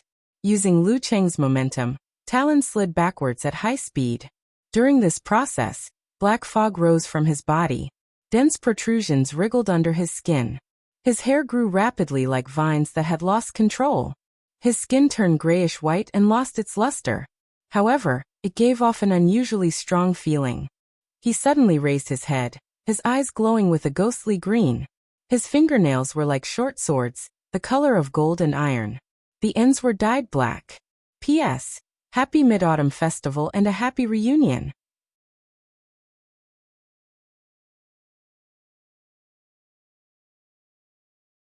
Chapter 684. In the blink of an eye, Talon seemed to have transformed into a different person. He had transformed from the Witch King of the nearby region into a monster that had crawled out from the depths of death. He was decaying yet indestructible, strange yet powerful. In a situation where curses were not effective, he chose to use the half-life, half-death technique to improve his close-range combat ability. Once transformed into the half-life, half-death technique, his body would become sturdy and his vitality would be hidden. He would no longer be afraid of ordinary attacks and would gain immense strength. He would be able to move as if he was flying, and he would carry deadly poison with him. The only problem with this evil technique was that even if he dispelled it in time, there would be traces left behind. His body would be closer to that of a corpse, and his condition would be closer to death. It was irreversible. If he used it too many times and exceeded the critical point, his vitality would gradually dissipate and his body would slowly decay. He would pass away after 20 to 30 days of painful wailing. If not for the special circumstances, Talon wouldn't have considered using the half-life, half-death technique. But now he couldn't care less. Thump! He stomped on the ground with his heel, and no longer slid backward. He pounced madly at Lu Cheng. His green eyes flickered with fear. His hands were open but not open. He looked like he was grabbing but not grabbing. He looked twisted and ferocious. At the same time, the insects that had crawled out of the bodies of Ta Gu's wife and confidant swarmed toward Smith, Duane, Cheng'an, Jiandan, and the others like a tidal wave. They were full of flesh and blood. Their bodies swelled and were covered in a layer of violent and crazy light. They looked like unnatural products. Looking at the densely packed, strange and colorful snakes, insects, and spiders, Smith couldn't help but shiver. His hair stood on end. He shot out spider silk with one hand and swung around with the help of the remaining trees. With the other hand, he weaved a net that covered the ground and stuck to the swarms of insects. He worked with his teammates to kill them. After 2 trips, he suddenly felt a chill on his neck. He felt something furry close to him. In that instant, Smith was scared out of his wits. He felt cold all over, as though he could see his horrifying and exaggerated death. I hope my spider body can resist the poison of these monsters. Just as this thought flashed through his mind, there was a whooshing sound, and the furry feeling disappeared. Out of instinct, Smith turned his head and looked over, only to see a weird spider with dense hair on its abdomen open. Green liquid flowed out of it, and it quickly fell down with broken threads. Then, thoughtless blade, Jian Dan retracted her right hand and pushed it forward, shooting invisible vacuum knives at the tide of insects one after another. That spider copied my fighting style, flying and sneaking attacks. Fortunately, Jane discovered it in time. Smith's heart fell back to its original position, and for a moment he forgot who was imitating the other. He gathered his spirit, raised his awareness, and flew back and forth to assist in the battle. Jian Dan's invisible vacuum knife could not release dozens or even hundreds of them at once. In the face of countless insects, it was like pouring a cup of water on a burning cart of firewood. It was hardly effective, so she simply opened her tactical backpack, took out a grenade, and threw it forward. In such a situation, she did not need to aim. As long as the direction was correct, she could kill the snakes and insects one by one. On the other side, Dwayne expanded his muscles, turning into a 2-meter-tall giant.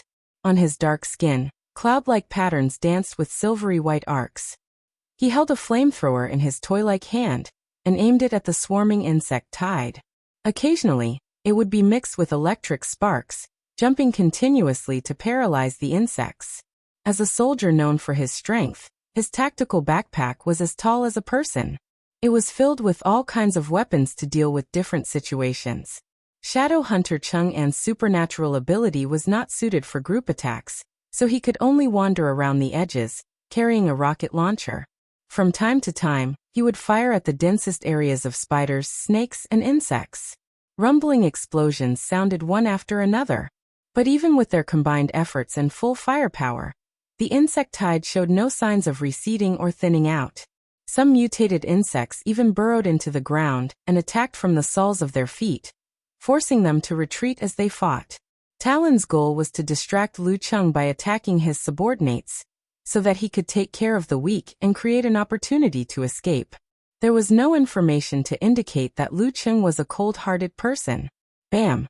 Talon pounced in front of Lu Cheng, reaching out with both hands. He looked like he was going to engage in a head-on melee.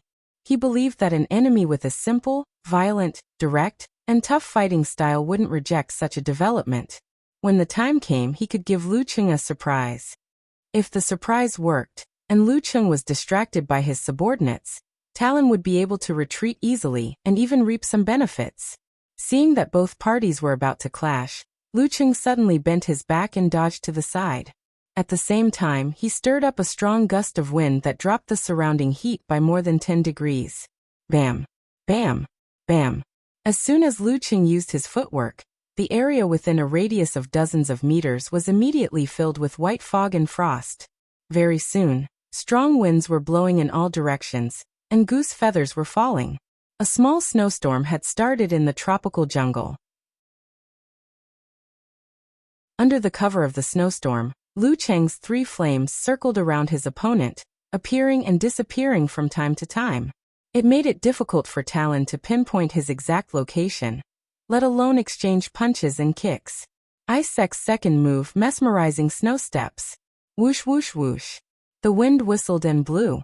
The ground that had been plowed by the cannon fire lost its scorching heat and became cold and harsh.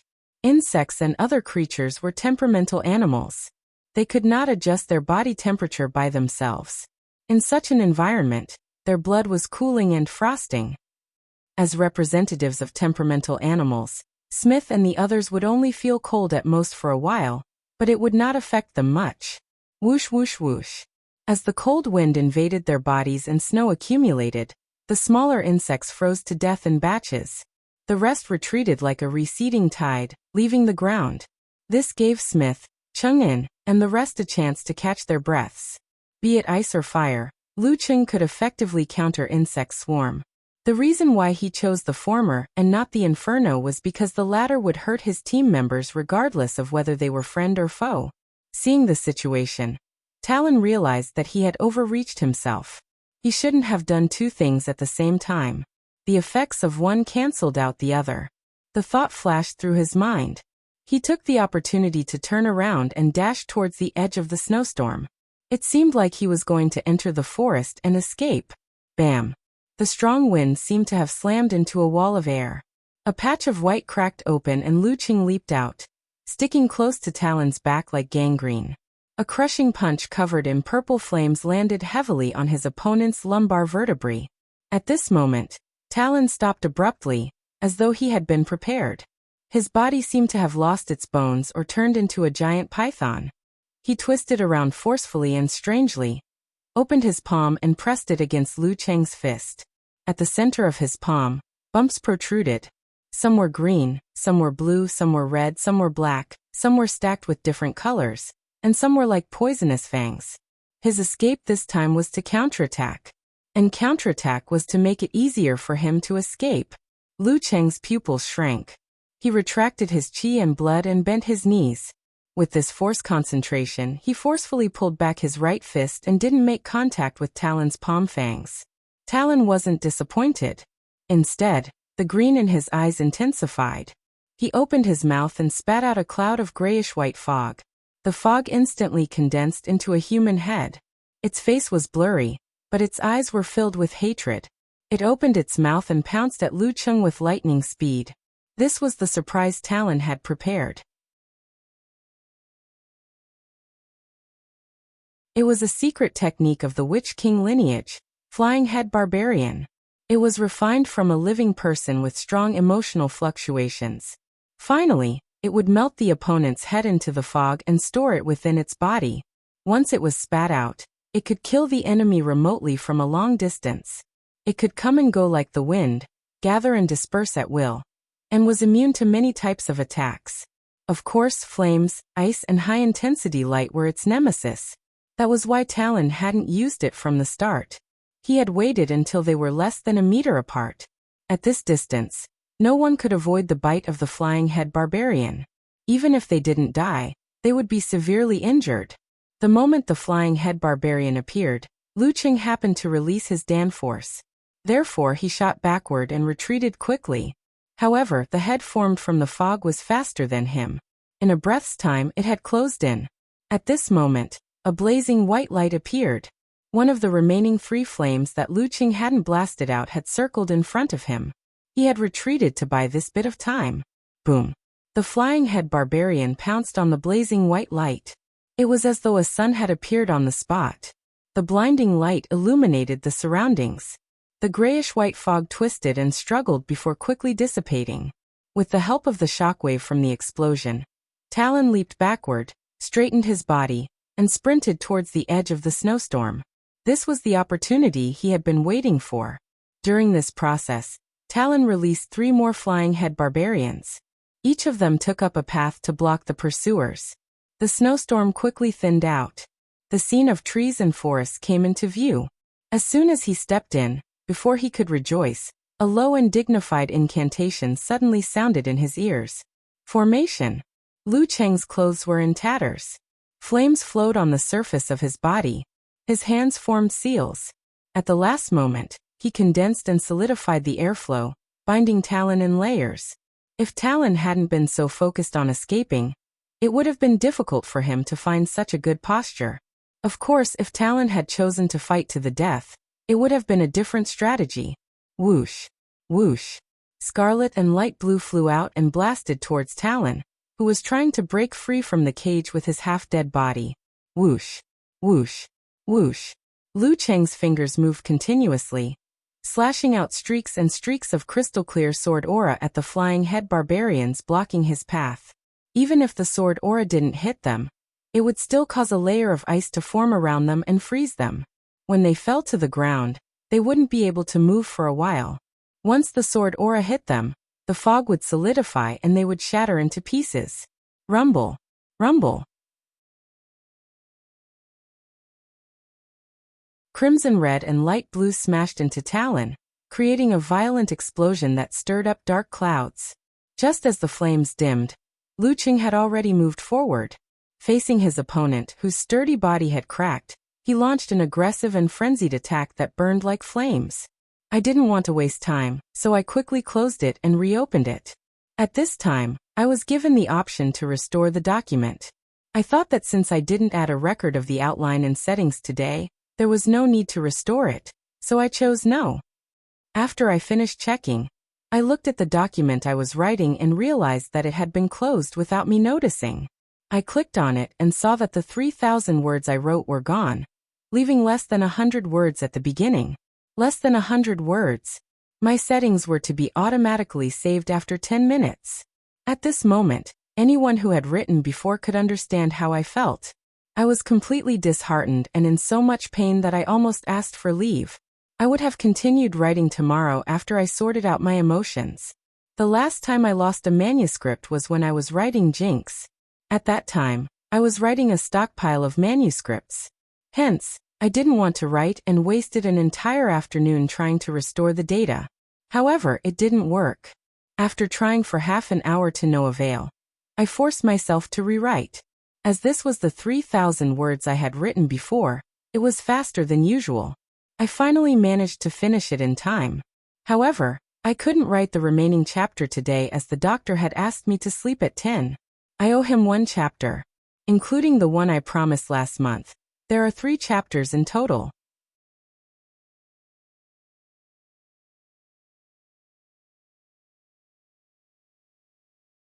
Chapter 685. Bam. Bam. Bam. Lu Qing spread out his fists, punching, thrusting, crushing, and hammering. Every move was heavy and carried a tinge of purple. He launched a frenzied attack with no gaps in between, just like the blazing flames in the prairie. In terms of close combat, both Fire-like Invasion and Blizzard Storm belonged to the best of the best in this field. Lu Qing was a martial artist who specialized in this field. In an instant, he completely suppressed Talon, causing him to be unable to cope with his attacks and be unable to do anything. However, Talon's half-dead body had immense strength and could move like the wind. He was slightly better than Lu Qing in these 2 aspects. Moreover, his body was sturdy, close to the strength of the Golden Bell shield of the same level. Ordinary attacks and flames had little effect on him. Therefore, he relied on simple and violent moves to block his opponent. Although he was at a disadvantage, he didn't panic and didn't show any signs of losing. If it weren't for such a miraculous half-dead body technique, it wouldn't have become one of the supreme secret arts of the Witch King lineage. Rumble. Rumble. Rumble. As their fists and feet collided, the purple flames scattered and the grayish-white light dimmed. Muffled thunder-like sounds echoed continuously. They seemed to stack together, but at the same time, they seemed to last forever. As they fought, rings of white air billows gushed out from the places where Lu Qing and Talon exchanged blows. They stirred up strong winds, stirring up dirt, and even blowing away broken trees. Shadow Hunter Chang'an had wanted to use the fact that he was an inhuman expert to approach and assist Lu Qing. He wanted to quickly finish off the physical invulnerability mighty one with countless strange skills. However, he couldn't break through the wind barrier. The further he went, the harder it got. In the end, he couldn't even move an inch. Seeing that the battle was at a stalemate, with no clear victor and no opportunity to escape, Talon's heart sank. This was because the half-dead body technique could only last for 5 minutes. As these thoughts flashed through his mind, he clenched his teeth and twisted his arms forward. They transformed into 2 pythons and coiled around Lu Qing's fists. At the same time, his eyes turned green. Black smoke rose from his grayish-white cracked skin. His body instantly shrank by a size. The moment the black smoke appeared, it took shape and turned into half a ring. It wrapped around Lu Qing, then contracted and locked him in place. Witch King's secret technique, Ghost Lock. Faced with such a situation, Lu Qing took a deep breath, retracted his qi and blood, and forcefully pulled back his fist. Ice and fire embraced each other as the great pellet condensed. He shifted the constellations and outlined the word battle, that seemed to be able to battle the heavens and the earth. At this moment, Talon didn't take the opportunity to attack.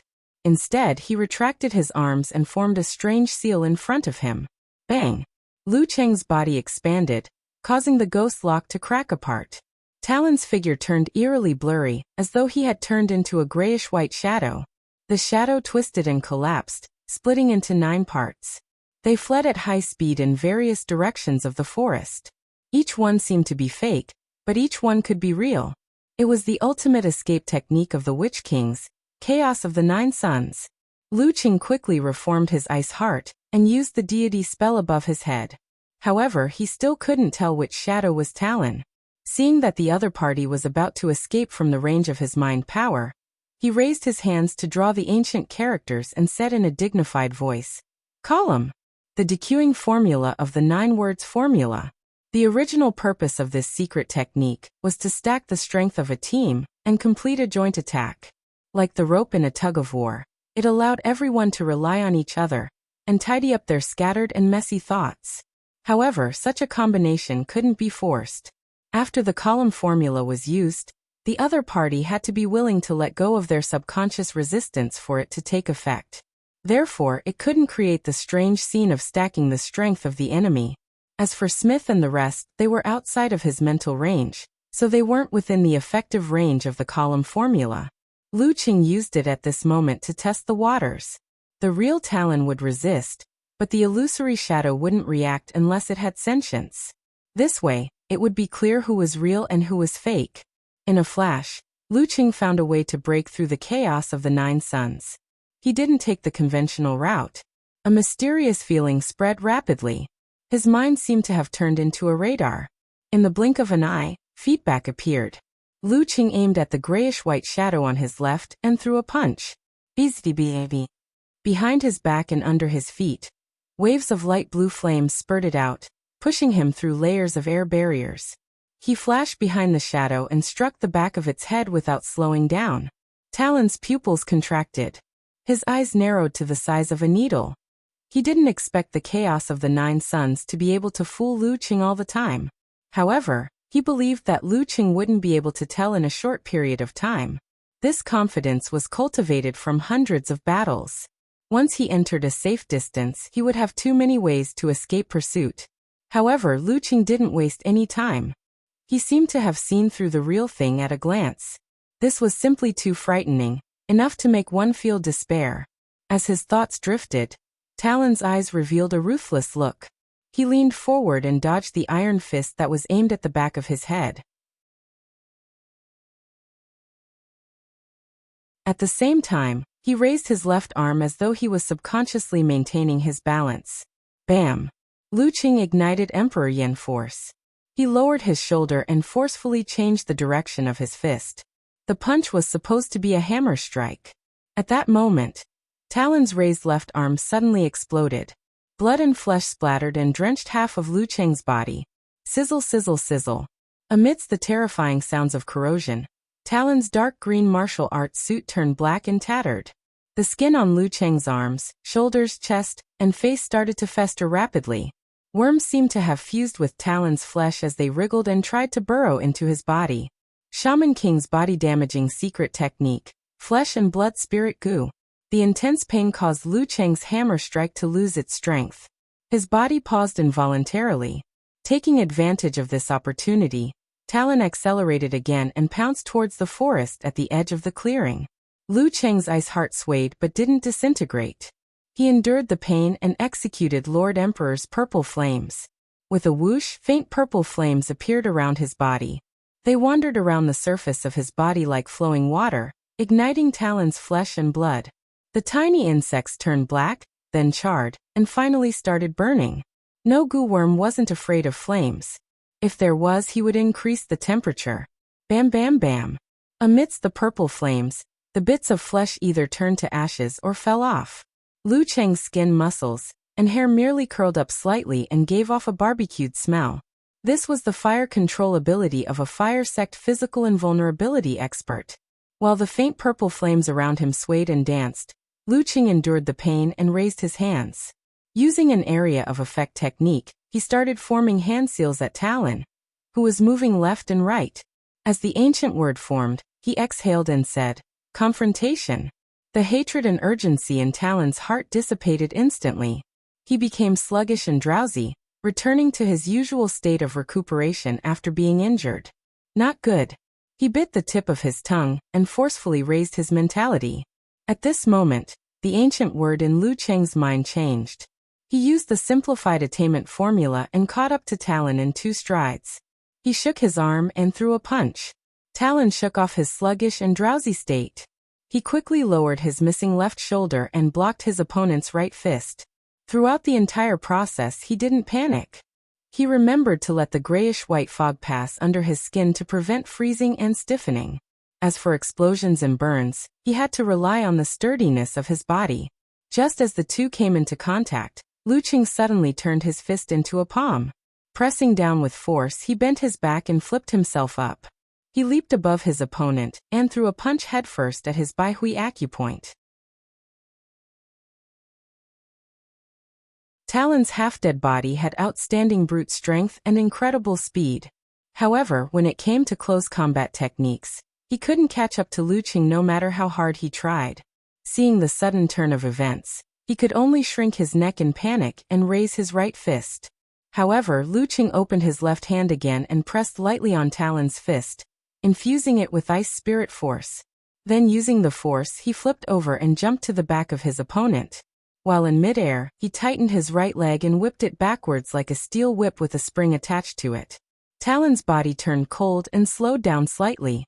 He wanted to throw himself forward, but it was too late. He barely avoided being hit in his vital organs, and was kicked in the right shoulder by Lu Qing. Bam! His shoulder collapsed and was badly mangled. Although his arm didn't fall off, he couldn't exert any strength. Feeling a chill in his heart, Talon twisted his body like a boneless person, and looked at Lu Qing. His eyes burned like green flames as a strange and terrifying feeling spread out. Lu Qing, who had just steadied himself and turned his body, instantly felt his surroundings turn dark. The craters left behind by the cannon fire had disappeared. The dense forest had disappeared. Smith and the rest had disappeared as well. The darkness was quickly dyed with green, blood red, and other colors. Talon stood out. He was at least 100 meters tall, with heads and arms all over his body. Countless eyes stared at him without blinking. The intense fear seemed to materialize and turned into a sea of insects that covered the sky. As Monster Talon's countless huge palms pressed down, they drowned out Lu Qing. Secret spirit technique of the Witch King lineage, savage sacrifice. Lu Qing's body was transparent as though he was made of ice crystals. Under such circumstances and attacks, cracks appeared one after another. Even with enemy heart-freezing move, he couldn't completely neutralize his opponent's attack. At the critical moment, Lu Qing suddenly disappeared from Monster Talon's eyes. In addition to the dark green and blood-red colors, there was a boundless darkness. There were also distant and resplendent stars. The 100-meter-tall giant and the innumerable insects were so small that they could be ignored. The terrifying atmosphere suddenly weakened by quite a bit. Just as Talon was about to respond, the stars started to move rapidly, forming 9 mysterious and ancient words. Confrontation, army, fighting, swordsman, wholeness, formation, deference, forwarding, attainment. In an instant, the 9 ancient words shone brightly and pierced through the pure mental domain. They tore apart the green blood insects and giant. Talon instinctively tilted his head back as grayish-white blood flowed out of his nose. Rumble. Smith and the rest seized the opportunity and fired a rocket, forcing Talon to dodge pathetically. Both his arms were disabled, his attacks were ineffective, his enemies surrounded him, and his opponents were strong. All of this made him feel despair. Ruthlessness reappeared in Talon's eyes as he looked at Lu Qing and shouted, "Let's die together." His grayish-white body spontaneously combusted. His flesh and soul turned into the most ferocious curse, silently and formlessly attacking Lu Qing. He didn't know where to dodge. It was life curse, the secret technique of the Witch Kings that would perish together. He wanted to use the curse ignited by his life to break through the defense of his opponent's supernatural ability. Lu Cheng was alarmed. Without thinking, he retracted his qi and blood to balance the ice and fire, forming the Jindan that looked like a miniature universe. After the real Jindan shattered and fused with his body, his ability to repel curses had indeed improved. However, compared to the Longhu immortal, who was truly skilled in curses, he was still lacking. He wasn't as strong as when he had the Jindan. However, the Longhu immortal's ability didn't appear out of nowhere. It was based on his Jindan technique, 9 words formula, and secret technique. Unfortunately, for a physical invulnerability mighty one who was skilled in curses, Lu Cheng had obtained all of these. Therefore, he could temporarily improve his ability to repel curses in battle. The stars moved and the 9 words formula formed a complicated seal script. Ripples spread to every corner of the universe. The blood was swept away. The flames on Talon's body were extinguished as his body melted like a candle. The light in his eyes faded. Talon muttered to himself, "Why is everything countered by you?" His voice gradually faded into silence.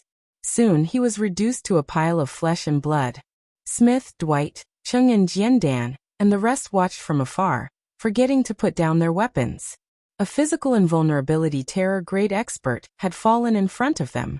And he only had one opponent. P.S. After a long time of not having enough words, I finally exceeded the word count once again.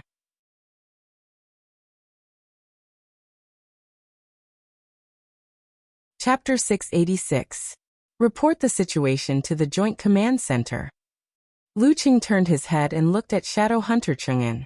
The corroded parts of his body were starting to scab, and the pain was still lingering. The purple flames gradually extinguished, revealing his upper body that contained terrifying power. He took a deep breath and resisted the urge to grimace. He was puzzled by the development of the situation. The physical invulnerability expert just now should belong to the branch of the Witch King. In a situation where he was restrained by himself, it shouldn't be a problem for him to make the decision to escape. But in the end, he first damaged his body and risked his life, then used a curse that would take him down with him. It didn't make sense. Normally speaking, in a hopeless situation where both parties didn't have a deep hatred for each other, shouldn't surrendering be the natural choice? Wouldn't it be better to preserve his useful body and wait for hope to appear? For a physical invulnerability expert, he would be valued no matter which force he joined. Of course, there would be some control measures, just like number 16 and number 17. This was already a very bad ending. The branch of the Witch King that he belonged to would pay a sufficient price to exchange him back. After all, it was very difficult to nurture a physical invulnerability expert. You had to look at the sky. With such a backup plan, why would the other party sacrifice himself? Could it be that the secret he was involved in was more important than his life? It was because of his misjudgment of the enemy's attitude that Lu Cheng was almost invaded by the goo worm and suffered serious injuries. That was why he resisted the curse that would take him down with him. If his realm and strength were slightly lower, it would be questionable whether he would still be standing in one piece. Yes. Hearing Lu Cheng's order, Cheng'en hurriedly answered. Unknowingly, his tone was subconsciously filled with respect and fear. He retracted his gaze, took out his satellite phone, and started to contact the command center. Not far away, Smith stared blankly at the puddle of flesh and blood.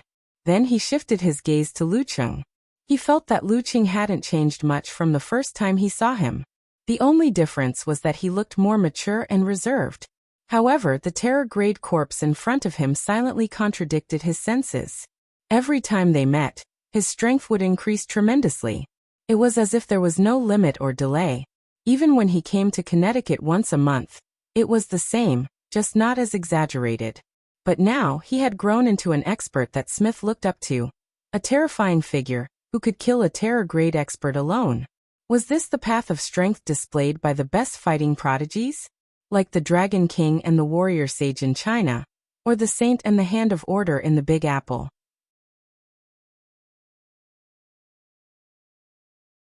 Living in the information age, it was not that Smith had never seen the top experts, but that was all through the screen.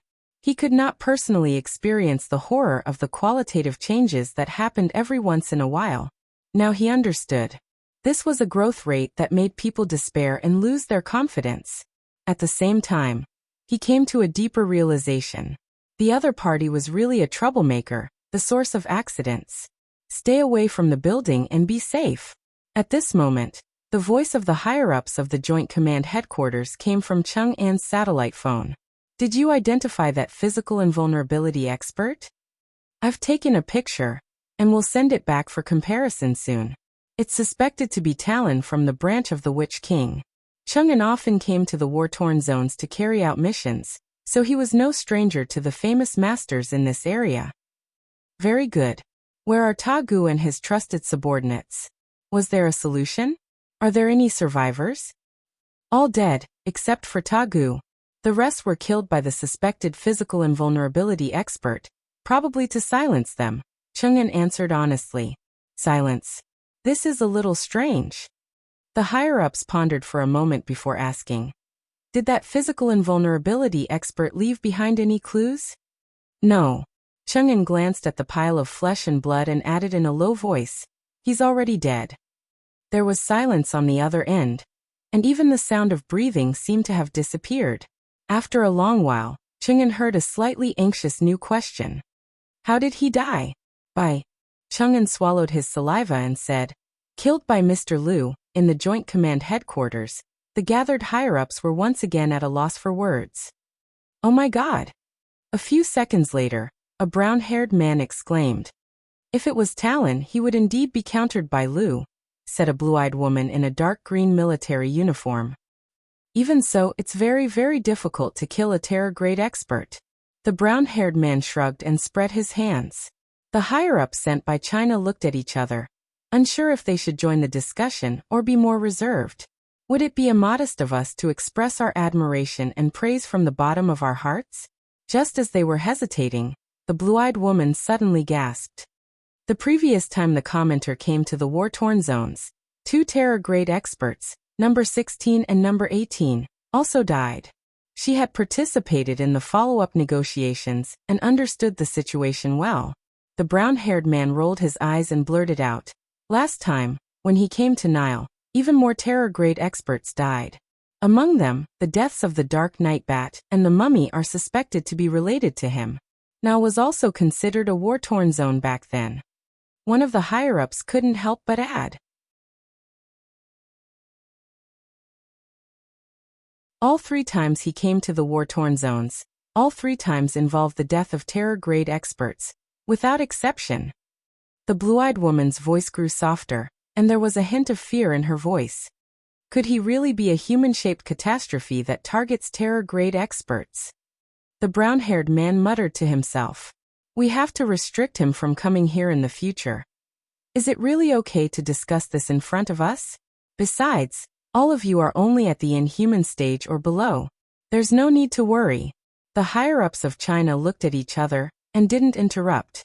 They calmed down and quickly ordered Chang'an to collect the corpses of suspected Tashalans and other valuable items, and return to the command center as soon as possible. He was also to keep it a secret. If there was a leak, he would be court-martialed. Chang'an hung up the phone and passed the order to the others. Duane frowned. He did not hide his doubts and asked, what's the matter? Why did he commit suicide? Why didn't he surrender? In his opinion, sacrificing one's life to curse Lu Cheng was equivalent to suicide. Maybe he's a physical invulnerability expert with ideals and uncompromising perseverance. Jian Dan replied half-jokingly and half-seriously. There were indeed such physical invulnerability experts, but they were all people with strong wills. Maybe he hates being controlled, or maybe it's related to curses. He should belong to the branch of the Witch King. If there's a big secret behind him, he might hand over something important to him. Once he surrenders, he will be cursed from afar. Chang'an made a deduction based on what he had seen and heard over the years. Possible. Lu Qing nodded slowly. Let's return as soon as possible. The follow-up investigation wasn't within the scope of his mission. There were plenty of professionals in the military. As for assigning a new mission, that would have to wait until he had some clues about the secret. It seemed like it would be difficult to come up with a direction for the time being. So, I have to go home for the holidays and Connecticut for the new year. Outside the forest, in a camouflaged armored vehicle, a middle-aged man with grayish-white eyes, who seemed to be blind, leaned against the back of a chair and looked outside. He wore a black short-sleeved shirt, which was very characteristic of the war-torn zones. His hair was combed neatly, and his face had a hint of green. He was the current generation's Witch King Wuxia. The mission this time was only to rescue Tagu. The Witch King lineage was the best choice, and they didn't reject it. However, Ruoxin didn't appear personally, and was only there to provide support. If the matter was exposed, Talon's personal actions and the Witch King lineage's involvement were two completely different concepts. The other party wouldn't pay the same amount of attention. At this moment, there was a sudden cracking sound. A puppet placed on the platform in front of Ruoxin collapsed and broke into pieces. It originally had many dark red patterns, and its face was similar to Talon's. Especially its eyes, they were vivid and seemed to have a life of their own. Voodoo marionette. It was the foundation of the Witch King's practice of curses. When it was fully mastered, it would become the most important and fatal thing in itself. If it was mastered by a master who was also skilled in curses, it would be at the mercy of others. Talon is dead. Witch King Ruoxin's eyes shrunk, and he couldn't help but blurt out. As doubts and shock flashed through his mind, his hand gesture changed. The grayish-white color gathered, and a foot-long glow shot out from his eyes as he muttered. He wanted to use Talon's voodoo marionette to remotely connect with Talon's soul that had just passed away, and find out what had happened before his death. The broken puppet flew up, burning fiercely with grayish-white flames. Within the flames, a scene quickly took shape. It was a scene of boundless darkness and bright stars. Immediately after, an extremely complicated seal script appeared. It suddenly rippled and extinguished the flames. Cough. Ruoxin tilted his head back and coughed. 2 streams of dark red liquid flowed out from his nose. He covered his nose with his hand. His eyes flickered, and he instructed his subordinates. Leave this place. In the military airport, Lu Qing received a call from Empress Luo, Ning Zitong. You really did cause an accident. This experienced senior beauty was a little helpless. After handing over the task and being escorted out of the territory, Lu Qing laughed dryly. That's their own problem. Ning Zitong was silent for a few seconds before saying, killing a physical invulnerability expert single-handedly is something you should be proud of for a while. Your master only managed to do it after years of immersion in the physical invulnerability stage. As for the merit, we'll investigate it later. If it involves a major problem, you don't have to do anything else. You can go and study the restriction sect, Clear Jade chapter. Thank you, Sister Ning, Lu Qing replied happily. After hanging up, he wondered if he should brag to his master. However, after a long time he still couldn't get through. It wasn't that there was no signal, or that the phone was switched off, but that no one was picking up.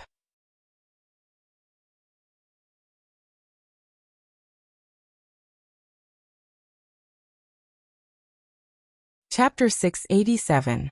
Wuyue Province, Mosheng City. Shiyuejian was leisurely experimenting with new cooking methods when she suddenly heard the vibration of a mobile phone in the living room. Dad, why didn't you answer the phone? She asked loudly, raising the volume. A nuisance call. Geezer answered concisely. As soon as the vibration stopped, he immediately unlocked the screen, clicked on the settings, and switched to Do Not Disturb mode. Fortunately, I've learned this trick recently. Otherwise, that brat would be so proud of himself. Geezer muttered to himself. His information network was extremely fast and accurate. At this moment, Shiyuejian came out of the kitchen, holding her mobile phone. Half puzzled and half amused, she said, Little junior brother called me. She said she couldn't reach her dad and asked if something had happened. He still cared about his teacher. Geezer's face darkened. He reached out and took the phone unhappily. Lu Qing hung up the phone with satisfaction and left the military base. He arrived at Huaqing Heishui Airport and flew directly to Gaofen, the capital of Xing Province. When he landed, Yanjeka had just woken up and read the news. She was quite excited to talk about the strange abilities of the Witch King with him. While chatting, Lucheng put on the black-rimmed glasses that covered half of his face and hailed a taxi to Gaofan City. When he was in Huiyuan, he had made an appointment with Jiang Fei and Qin Rui to have a meal before the holidays. When they were on holiday, he would have flown to America. He had to cherish this opportunity that came only once every 6 months. As his reputation grew, it was uncertain whether he would be able to enter the country in the future. Fortunately, Ko only had 1.5 years of courses left, which meant he could enter the country 3 times. Before the rush hour, Lucheng arrived at the restaurant Jiang Fei had mentioned, Old Cold Skewers. He also saw his best friend who seemed to have put on some weight and had an oily face. It's not easy. It's really not easy to have a meal with you now. Jiang Fei stood up with a smile and pulled out a chair for Lucheng to put his backpack. Fatty Jiang, you're not being honest. If you want to come to Huaxing, I'm always free. Lucheng joked and asked casually. Qin Rui hasn't arrived yet? He's stuck in traffic. There's a huge traffic jam coming from the west. It'll probably take another 5 or 6 minutes. Let me tell you, when eating in Gaofan, don't go to big restaurants or fancy places. You have to eat at small roadside restaurants like this. As long as you can find a good one, the taste will be amazing. This one opened not long ago, and I've certified it. It's much better than those that can be found everywhere in chain stores, especially the celery beef. TSK, you can give it a try. Lucheng glanced at the greasy but clean shop and asked with a smile. Do they count or weigh? In this kind of string business, one would either count the number of sticks or weigh the overall weight of the sticks. Then one would divide it by a single stick to get the approximate data. This would not be very accurate, but it was convenient. I'm counting, Jiang Fei answered, a little confused. Lucheng chuckled and made a joke. Won't the waiter be crying from counting later? Jiang Fei immediately understood what he meant and could not help but sigh. Say, you eat so much more than me, but why don't you get fat? If you have my training intensity, you won't get fat, Lucheng joked. Jiang Fei's face twitched and he said self-deprecatingly, but I'll die. After that, the two laughed at the same time, got up, found a large iron plate, and finished all the celery beef, coriander beef, spicy beef, and Scottish fold beef in the refrigerator. Can you eat so much? The waitress looked at them blankly. There were at least 600 or 700 skewers, right? The kitchen couldn't keep up with the speed of the beef skewers. We have a lot of people, but we haven't arrived yet, Lucheng explained seriously. Oh, the waitress suddenly understood. Lao Lung kebab belonged to the hot pot category, so it had to be cooked by oneself. Lucheng and Jiang Fei had just mixed the sauce and prepared a batch when they saw Qin Rui, who was more than 1.9 meters tall, enter the shop with his head lowered. You're late, you'll be punished with 3 glasses of wine. Fatty Jiang shouted. Because they were both in Gaofan, he and Qin Rui, who were single, had been eating together for the past few months. They were much closer than before. I'll replace the wine with tea? Qin Rui pulled over a chair and asked. Tea? We're all drinkers. Jiang Fei laughed. Then I'll punish myself with 3 bottles of herbal tea. Qin Rui relaxed immediately. Lucheng saw that his qi and blood had reached a certain level, so he asked with interest, Are you trying to break through to the dance stage recently? Sai, don't mention it. I can't find the direction at all. I've increased the number of times I participate in the arena, but I still don't feel it. Qin Rui replied, half bitter and half expectant. Since he came to Gaofan, he had sought refuge in the martial arts club that his master was familiar with. He had formed a team with a group of like-minded peers to participate in the preliminaries. He had been defeated time and time again, and had gradually transformed into a real professional ninth pin fighter. This year, he had signed up for many small-scale individual arena competitions, and received the prize money for the first time in his life. Lucheng thought for a moment and said, Try another way. Don't be too busy with the competition. Take some time out and go on a solo trip. It's best if it's a spacious, vast, and magnificent place. You can learn how to fish and study the art of tea. In short, find something else to do and experience a different life. This will help you tap into the strength in the depths of your heart, the strength that supports you to move forward. If you feel it, grasp it and design a certain way to polish your will. At this stage, my master once gave me 10 words, and I'll give them to you as well. Human body big damn bright and round. Well, I'll try it later. Qin Rui nodded, not quite understanding, but he had already decided to do as he was told. After talking about martial arts for a while, Lu Qing picked up the skewers, cut the beef, and let it roll a few times in the sauce. Then he put it into his mouth. He felt that the meat was tender and smooth. The taste of the celery subdued some of the unpleasantness of the meat. With the help of chili and sesame oil, it tasted great. Not bad. Fatty Jiang, you're really good at eating. Lu Qing praised and then asked, how's it going? How's life in the factory recently? It's still the same. We study mechanics, what else can we do? Jiang Fei suddenly said indignantly, I originally thought that I could meet girls working in the factory, but it turns out that most of the people in this company are men. I feel like I'll always be single. I think I'll always be lonely for the rest of my life. Qin Rui helped him to match the music. Don't worry, in a few years, your parents will arrange blind dates for you. Lu Qing didn't know if he was comforting him or provoking him. And even if there are girls working in the factory, I don't think you'll like them. Well, I feel like we don't have anything in common, and I don't know what to talk about when we get married. Jiang Fei, who was single, thought about his life after marriage and then sighed. The factory is so boring, and I don't see any promotion for a while. A few of my batch have already left, and my master keeps praising me, saying that I'm steady, not impetuous, and can calm down to do things. In fact, I'm often troubled, thinking about whether to take the postgraduate entrance exam or start a business, but I forget about it in a second. Ever since we met, I've always admired you for that. You have a good attitude and don't remember your troubles, said Lu Qing sincerely. When you've decided on a direction to strive for, if there's anything you need help with, feel free to look for me. This was also the main reason why his friendship with Fatty Jiang could last so long, and not fade away slowly. Some people can be friends for life, while others can only be friends for a period of time. Jiang Fei's eyes lit up. That's great. I'll remember what you said. Lu Qing laughed and teased. Fatty Jiang, I'm just being polite, why are you so impolite? Hee hee, thick-skinned people live better lives. Jiang Fei laughed proudly. As he ate, Qin Rui remembered something and said with a smile, Chung, every holiday outside your neighborhood almost becomes an acrobatic performance ground. Why? Lu Qing was confused.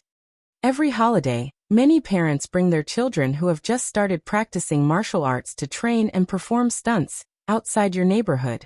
They wonder if a physical invulnerability mighty one will coincidentally come home and see their child's potential and take him in as a disciple, explained Qin Rui without much literary talent. Lu Qing couldn't help but laugh.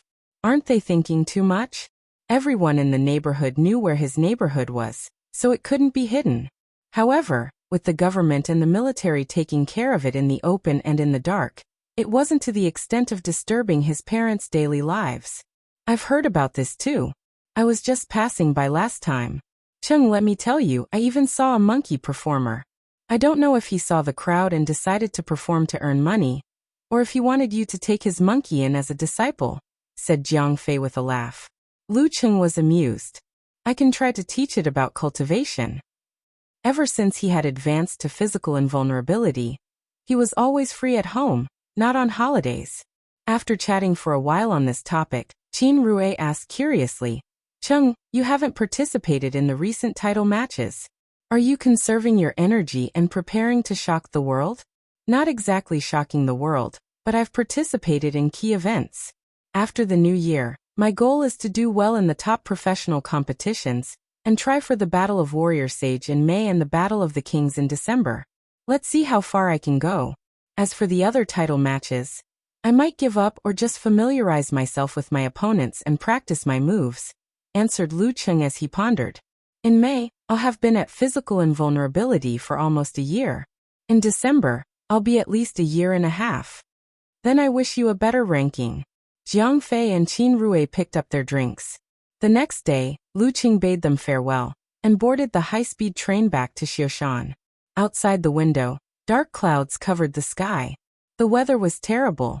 When he arrived at his hometown and walked out of the high-speed train station, he saw snowflakes fluttering in the air. Since Lu Cheng was born, it had only snowed 3 times in Xioshan. This was the 4th. Timely snow promises a bountiful year, exclaimed Lu Cheng with a smile.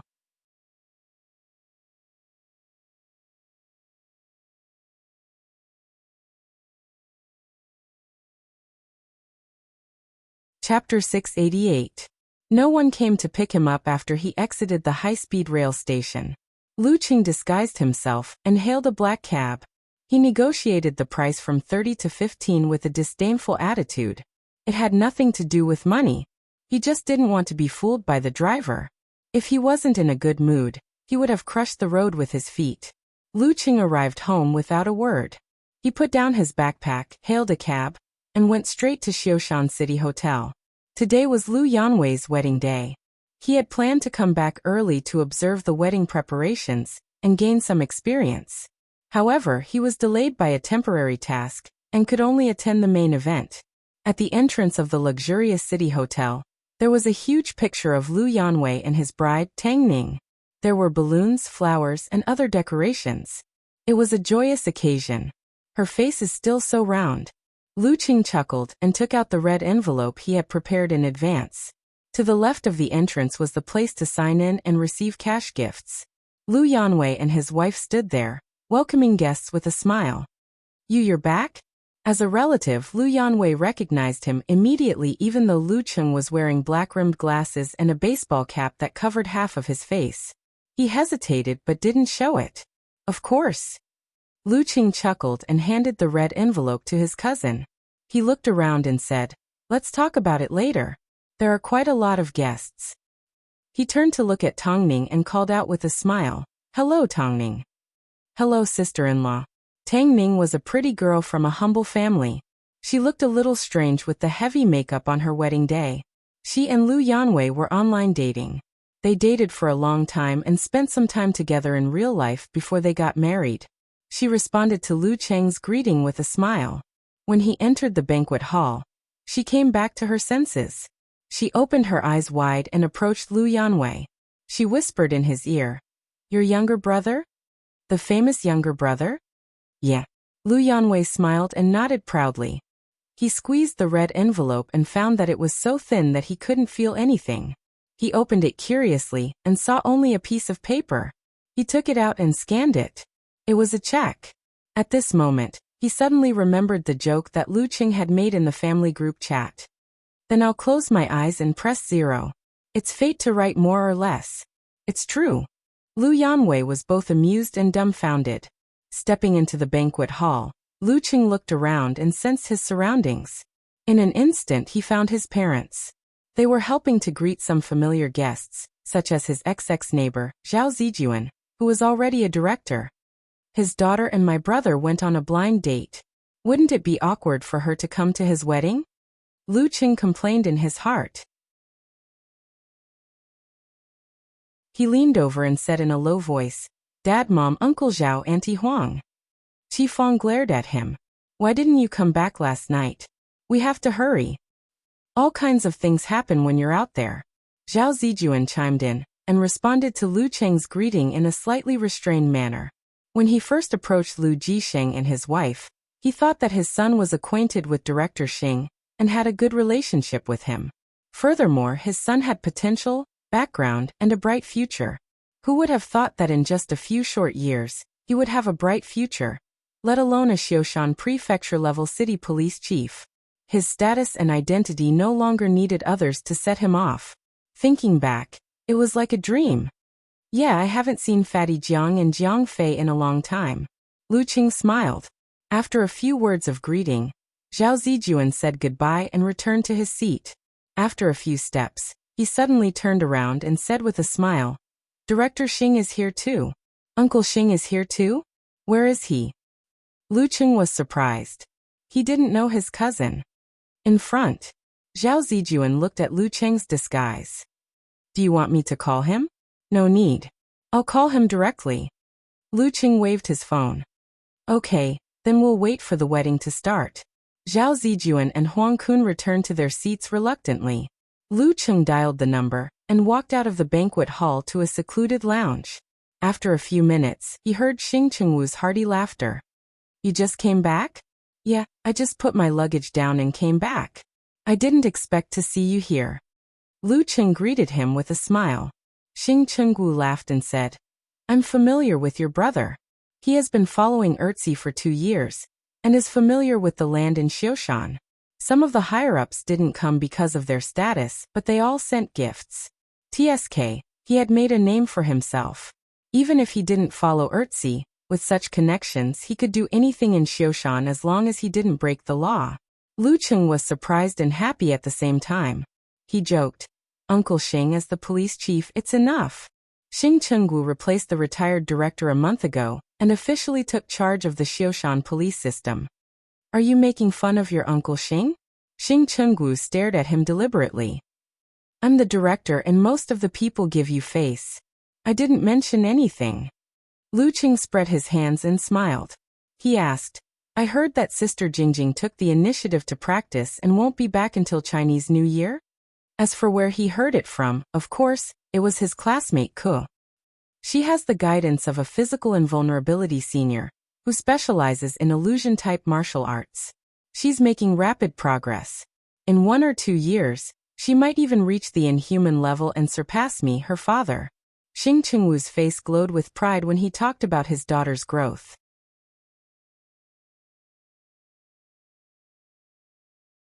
Like father, like daughter. Lu Qing joked. Xing Chengwu chatted happily for a while, then suddenly sighed and said, She's good at everything now, but she's still not willing to come into contact with men. Sai, as parents, we don't ask for much. What we want is for our children to have a companion by their side when they grow up after we pass away. They can talk to each other, and they won't be alone in the house. That's what it means when young couples grow old. Actually, being a bachelor isn't bad. It's more comfortable and relaxing. Lu Cheng's voice gradually became softer and less convincing. Xing Chengwu's eyes were clearly saying that a man with a girlfriend who was about to get married had no right to say such things. Xing Chengwu wiped his hair with his hand that was as thick as a bear's paw and said, Sai, you don't have to comfort me. Your aunt and I have thought about it. Jingjing hates men. We won't force her. Anyway, it's fine as long as she has a companion. We can also accept girls. Lu Cheng was speechless for a moment. After a long time, he gave a thumbs up and said, Uncle Xing, you guys are so fashionable. After chatting for a while, Lu Cheng and Xing Chengwu returned to the banquet hall and sat down. Lu Cheng was worried that people would remember his disguise, so he decided to show his real face. After all, the people at the same table were his grandparents, aunts, and cousins. But even so, as soon as he sat down, he felt many gazes on him. Some were excited, some were curious, and some were pointing at him and discussing animatedly. Brother Lu Cheng, I finally understand what it means to be a public figure. Qi Yunfei, who was studying in university, said with a smile. Since leaving Xioshan and going to Gaofun, she had been dressing fashionably. Coupled with her cute and pretty face, she had many suitors. Just as Lu Cheng was about to answer, he suddenly saw a girl with big eyes, hunched over from the other side of the wedding platform. She took out her notebook and pen excitedly and nervously saying, Hello, Mr. Zhang. Lu Cheng, can I have your autograph? Okay. Lu Cheng casually took the pen and paper and scribbled his name on the paper. He wrote his name in a flamboyant style. At this time, he found that a few people were ready to move. He passed the pen and paper back and said to the girl with big eyes, You told them not to come together one by one and not to ruin the wedding, right? Yes. The girl nodded vigorously and then turned back. She lowered her voice and said to her companions, He talked to me. So, you've forgotten what I've told you? Lu Cheng had excellent hearing and almost covered his face. After the commotion, it was finally quiet. Qi Yunfei looked at him with a smile, and took out a thick notebook and pen from her bag. Brother Lu Cheng, I almost forgot if they didn't ask for your autograph. Come sign it every page.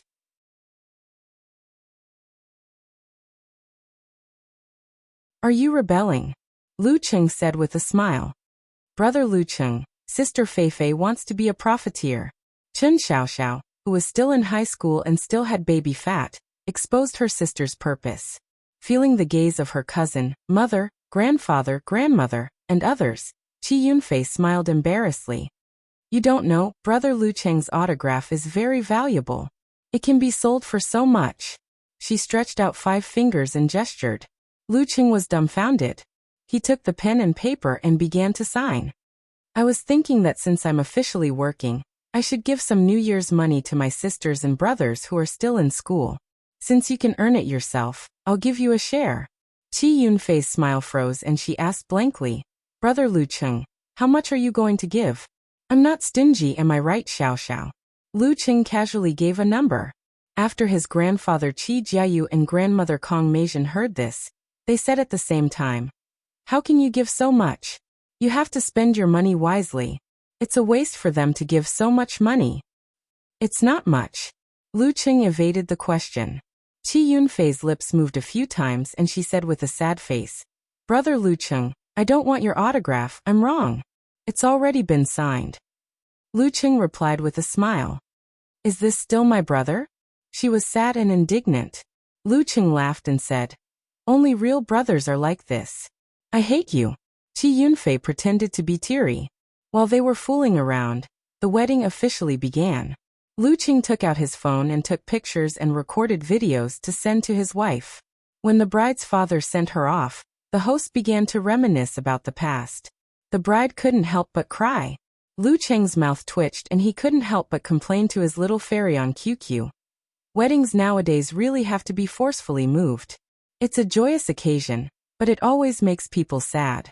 That's right, that's right. It's so awkward. We don't need a host in the future. Nodding like a chick pecking at rice. Then how do we proceed? Stunned expression, Lu Cheng asked back. You can partner with talker, you can also do a crosstalk, covering mouth and laughing expression. The girl said. Where's the dignity of a physical invulnerability expert? Covering face and sighing expression, Lu Cheng said. The rest of the wedding process went smoothly. For the next half a month, Lu Cheng stayed at home with his parents except for a few days in Ningxue. Of course, there were also some social activities. It was good to maintain a good relationship with his parents in his hometown.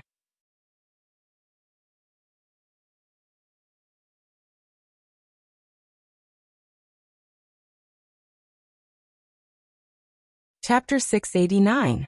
As New Year's Eve approached, Lu Cheng boarded a flight to America. After a long and bumpy flight, he finally arrived in Connecticut. After passing the security check, he secretly heaved a sigh of relief and praised. You have the bearing of a great nation. After the Talon incident, they actually didn't deny him a visa. They didn't even find an excuse to deny him entry, when all the necessary procedures were in place. This is the demeanor of a great nation with confidence. Lu Cheng let go of his hidden worries and his mood lightened. He followed the crowd and walked forward. In the Office of Homeland Security in Orion Airport, the person in charge of Connecticut looked at the computer in front of him, which was constantly emitting alarms. He picked up his cup of coffee, took a sip, and pretended to be calm. That bunch of idiots. F***ck them. Why did they give this guy a visa? He cursed angrily after his tongue was scalded by the black coffee. Who should I send to monitor an expert in the terror grade, who was specially marked with the words calamity and misfortune? Someone who's good at socializing and has outstanding eloquence? He'll definitely be discovered anyway. Why did I send Smith to the Intelligence Bureau? If he was still around, everyone would be relieved. The person in charge had a headache. After 2 minutes of thinking, he decided to consult his superior, the overall boss of the Connecticut area's intelligence, security, and investigation system, the arbiter of the local terror grade experts, the guardian of order, and the famous Odin of the New World, Mr. Gonzalez. Without a doubt, he was also a veteran terror grade expert. After the call went through, hearty laughter came from the other end. Little Charles, have you encountered a problem? Yes, Your Excellency Gonzalez. Lu Cheng from China is here again. The person in charge, Charles, answered simply. Gonzalez let out a long sigh. Too bad I'm on vacation. I've accumulated a lot of vacations. I fully trust that you can handle this. Lu from China isn't an expert who ignores the law. It'll be easy to coordinate and communicate well. Yes, Your Excellency Gonzalez. Charles put down the phone and fell into a daze. I just had dinner with him the day before yesterday. I didn't hear him say he was going on vacation. Covering his face with his hands, he calmed down for a few seconds before picking up the phone again. He called in an agent, the one with the least experience and background. Entering the arrival hall, Lu Cheng saw Ku at first glance. After that, they hugged, held hands, smiled, and chatted as usual. From time to time, they would exchange some mushy words. It was only when they got into Du Yan's car that they restrained themselves. After successfully arriving at Yenjika's residence in the North District of Connecticut, Lu Cheng held her hand and excitedly walked to the front of the house. He opened the door by himself.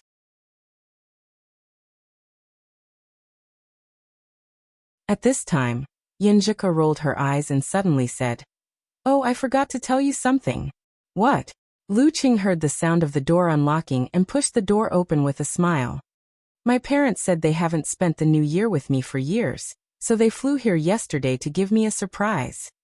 Yenjika pursed her lips, feeling both helpless and amused. At the same time, the door opened. Empress Dowager Ji Mingyu, who was helping to clear the table, and Yen Kai, who was busy in the kitchen, came into view. Surprise. The corner of Lu Cheng's mouth twitched. He quickly put on a smile and shouted, "Auntie, uncle. Lu, you're here. It's almost time for dinner. Go put your luggage down." Ji Mingyu smiled calmly. Yen Kai also turned his body, looked over, and nodded in greeting. At this time, Yenjika leaned over and whispered in his ear, "I've prepared a new room for you on the second floor." Lu Cheng turned his head and looked at his wife. He smiled and said, "This is pretty good." A week passed quickly. Lu Cheng boarded the flight to Wuxia province. Recalling the festive atmosphere and daily life of the past few days, he couldn't help but laugh and shake his head. Sometimes sneaking around is also a form of pleasure. But I can only stay for a few days. It'll be over before I know it. The next time will be in October. In between, he could only rely on Ku to return home during spring break and summer break. He came in a hurry and left in a hurry. Holding his phone, Lu Cheng looked out the window and watched the flight leave the ground. At this moment, other than Yenjika, who was reluctant to part, many of the big shots in Connecticut felt much more relaxed. Gonzalez ended his holiday immediately and bid farewell to the beach filled with sunshine and beauties. After staying with his master for a few days, Lu Cheng returned home for the 15th. Putting away his lazy and idle feelings, he embarked on the journey of the new year energetically. On the day he returned to Huaqing, he didn't rest and went straight to the Longhu Club. With the help of the volcano laboratory, he tried out the new idea that came to him in the past month. As the boss, and with his little fairy's instructions, he gave his assistant, Amen, and driver, Zhao Zhenhua, a big red packet each. In local terms, it was called profit. After training and showering, Lu Cheng dried his hair. He asked Amen to ask if Empress Lua was in the office. After getting an affirmative answer, he went straight and knocked on the door. "Sister Ning, Happy New Year." He pushed the door open and cupped his hands with a smile. Ning Zitong was dressed in bright red but didn't look gaudy at all. Instead, it made her seem a few years younger. "You don't have to be so formal. Didn't we just call to wish each other a Happy New Year?" Ning Zitong fiddled with her bracelet and leaned back with a smile. "Tell me, what do you want to ask?"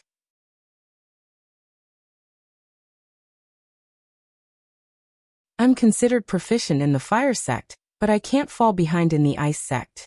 I wonder if the military has a place like the polar laboratory nearby. I can't possibly fly to Moshang twice a week, right?" Lu Cheng went straight to the point. "There is. It's about a 2-hour drive." Ning Zitong smiled. "You can look for your master for this. Why ask me?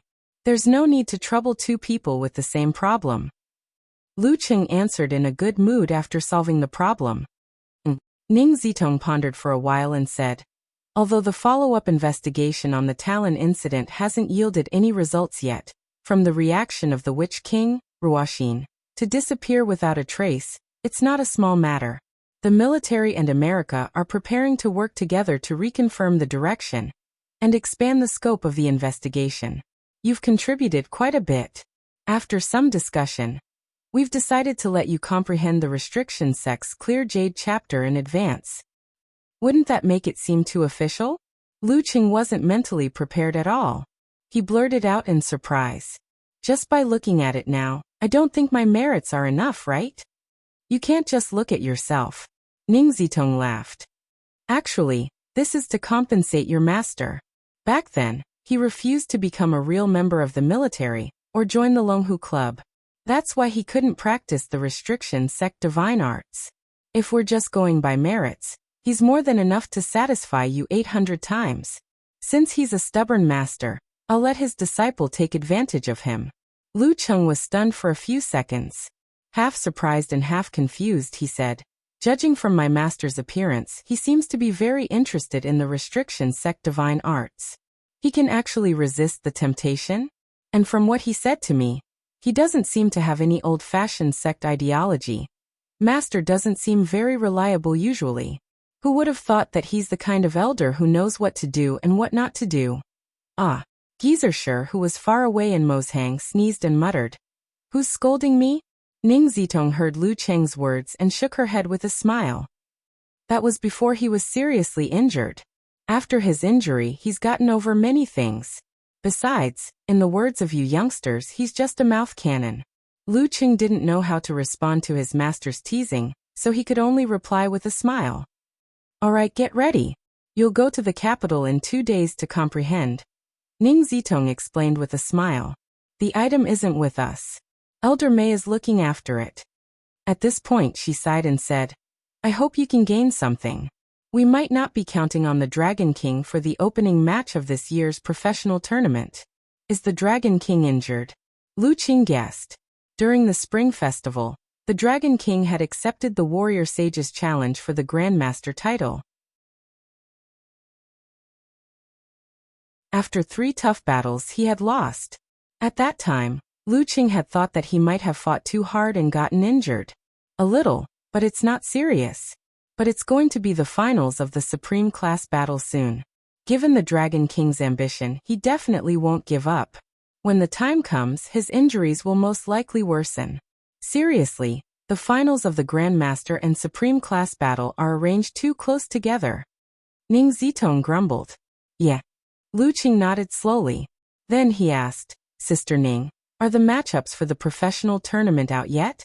Who are we up against?" "It's out, but it hasn't been announced yet." Ning Zitong rubbed her forehead and said, "In 2 weeks, as the defending champion of the world #1, we will accept the challenge from the Guanwai League on our home ground." Godslaying Saber Lu Yongyuan. That was the first name that came to Lu Cheng's mind when he heard the Guanwai League. Without the Dragon King, the club would probably be at a disadvantage. Seeing that Lu Cheng was silent, Ning Zitong chuckled. "Don't be too nervous. Lu Yongyuan is from the same generation as me. I don't think I'll lose to him. As for the others, do you know? They have a new physical invulnerability expert." "Who is it? I haven't heard of anyone advancing recently." Lu Cheng was confused. "Not from China. She's from Japan.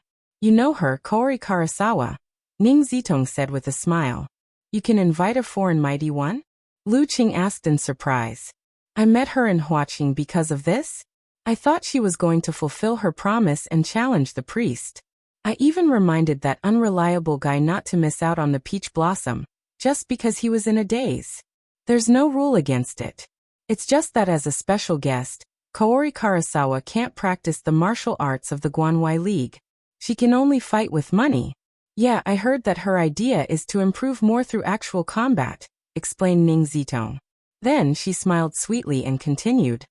"This news has stirred up the media. There will be reports in a few days.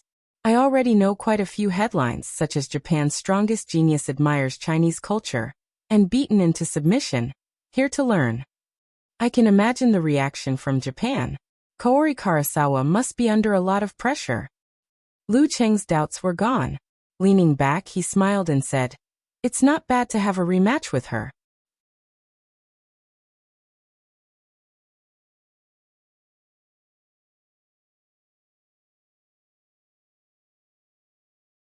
Chapter 690. 2 days later, in the still chilly capital. When Lu Qing stepped into the courtyard house again, Elder Mei was tending to the flowers and plants leisurely and contented. He had changed into a black short robe, looking neither ancient nor modern. His silver hair was much thinner, and the loneliness in his eyes was more apparent. "Greetings, Elder Mei." Lu Qing bowed respectfully. Old Mei raised his head. His eyebrows, which were about to pop out of his face, twitched twice. "The second room on the left." "Thank you, Elder." Lu Qing didn't waste time. He strode towards the left side of the courtyard. Elder Mei lowered his head and focused on the flowers again, as though nothing else mattered to him. Lu Qing stepped onto the stairs and stopped in front of his destination. He stared at the windowless room for a few seconds before pushing open the door with a mottled bronze lock. The door creaked for a long time, and the scene inside slowly appeared before his eyes. The floor was paved with green bricks, and there was nothing on it. The spacious and cold feeling was obvious. It was as though even in summer, this place would still feel like late autumn. Lu Qing didn't look around. Instead, his gaze was attracted by a painting hanging on the opposite wall. It was dark all around, unaffected by external light. He could only vaguely make out a Taoist in the middle of the painting. It was a Taoist who bore some resemblance to the heavenly primogenitor statue in the Taoist temple. Even with Lu Cheng's current realm and strength, he couldn't see it clearly. Instinctively, he took a few steps forward into the room and got closer. Light gathered in his eyes, as though a huge sun had taken shape. It shone in front of him, trying to pierce through the darkness. At this moment his vision blurred. The surrounding was covered in boundless darkness. In the distance, bright spots, pure white and dazzling, moved slowly along a mysterious path. The universe of stars. Why did it appear naturally? Just as this thought flashed through Lu Cheng's mind, he suddenly saw a jade-white palm pressing down on him. Its 5 fingers clenched, and the center of its palm was dark and deep. The starry sky and the universe became smaller and smaller, more and more solidified. Crack. The stars were destroyed one by one, and the darkness rapidly shrank to a single point. Shortly after, it spurted out and split into pieces. Thump, thump, thump. Lu Qing took a few steps back until he was outside the room. Blood seeped out of his eyes, ears, mouth, and nose. He was clearly dispirited, and his head was unusually painful. In just a few breaths' time, he felt like he had fought a tough battle with the Dragon King and the Warrior Sage. This is the Forbidden Sex Clear Jade chapter? What kind of realm did the senior, who created this divine technique, reach? Is it something that can only be encountered but not sought?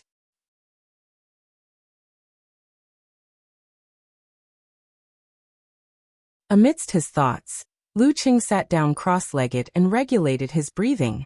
Then he visualized the wholeness and confrontation formula in an orderly manner before entering a deep sleep. An hour later he opened his eyes. His spirit had recovered. Exerting strength in his back, he stood up and stepped into the room again. He looked at the picture scroll shrouded in darkness. The scene was the same as before, but it lasted a few seconds longer than before. 2 times, 3 times. When he endured the pain from his deep sleep and wanted to continue comprehending, he saw Old Mei, who was wearing a short black robe, standing at the door. Go back, ponder and comprehend more. Before stepping into the forbidden domain, every martial artist will see different scenes due to their own foundation and knowledge. Even the same martial artist will have slight differences in their comprehension after a period of time. Old Mei said calmly, as long as you complete a mission every year, you can come here to comprehend once. Don't bite off more than you can chew. Digest what you've learned before. Yes, Senior Mei. Lu Qing suppressed the melancholy in his heart. He turned and walked towards the door of the courtyard. Just as he was about to leave, he suddenly turned back and asked, Senior Mei, can I share my comprehension of the forbidden sex divine techniques with others? If the other martial artists don't mind. Old Mei smiled faintly. A few days later, the finals of the Supreme Class battle began. The defending champion, Warrior Sage Qian Donglu, the challenger, Dragon King Chen Qitao, the clown Gu Jianxi, and the Wisdom King Zhi Hai. It was a single round-robin competition. If the 3 of them had the same results and formed a closed loop, there would be additional matches. Lu Cheng and Empress Luo's worries came true in the first match. Due to the drawing of lots, the Dragon King faced the warrior sage head-on. This time he won, but he was heavily injured.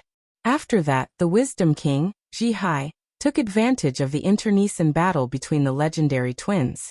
He won all 3 matches and became the Supreme Class Mighty One of this year, obtaining his second individual title. He was far ahead of his peers like Lu Qing, Peng Liyun, and Run Li. Not long after the Supreme Class battle ended, the flames of war reignited in the top professional matches. A new season was about to begin. The previous world number 1, Longhu Club, was in charge of this. They would be stationed at MT Crimson in Huaqing to welcome the challenge from the Guanwai League. On Friday afternoon, the sky was gloomy and the humidity was heavy. A luxurious minibus drove out of the airport towards Guyue Hotel. On the bus sat the physical invulnerability experts of the Guanwai League and their assistants. Kaori Karasawa wasn't wearing her kimono anymore.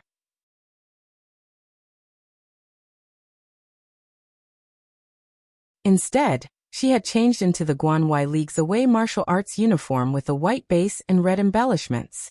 The fukajimaru was hidden in its scabbard across her knees.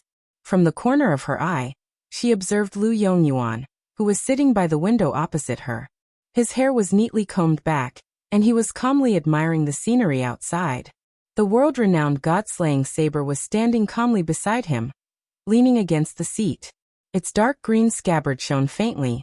Kaori Karasawa didn't retract her gaze. Instead, she adjusted her sitting posture as though she was imitating him. Just like when she first entered the Shinjai sect, and was accepted as a disciple by her master. In those few years she, who was still very short, had always imitated her master's every move, be it in terms of martial arts or daily habits.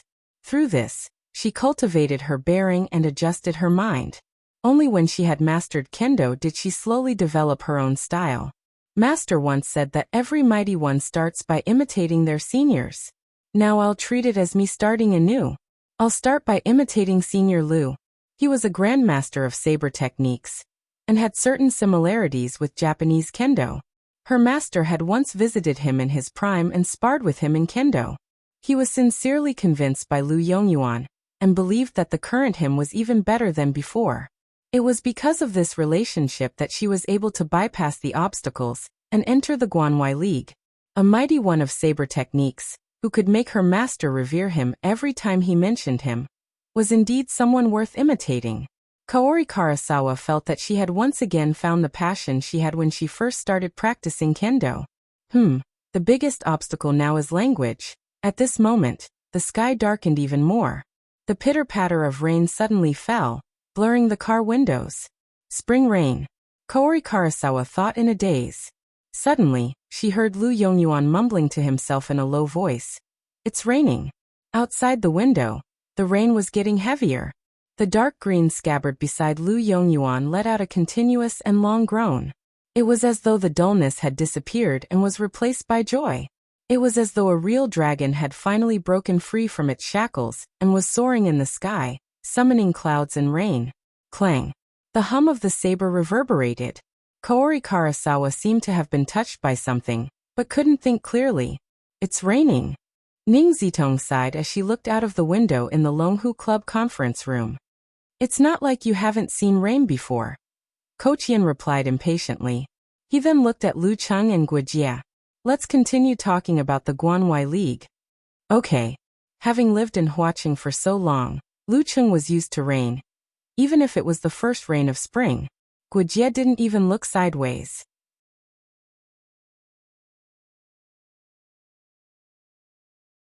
Her eyes were glued to the projection screen, even if the chances of her fighting were slim.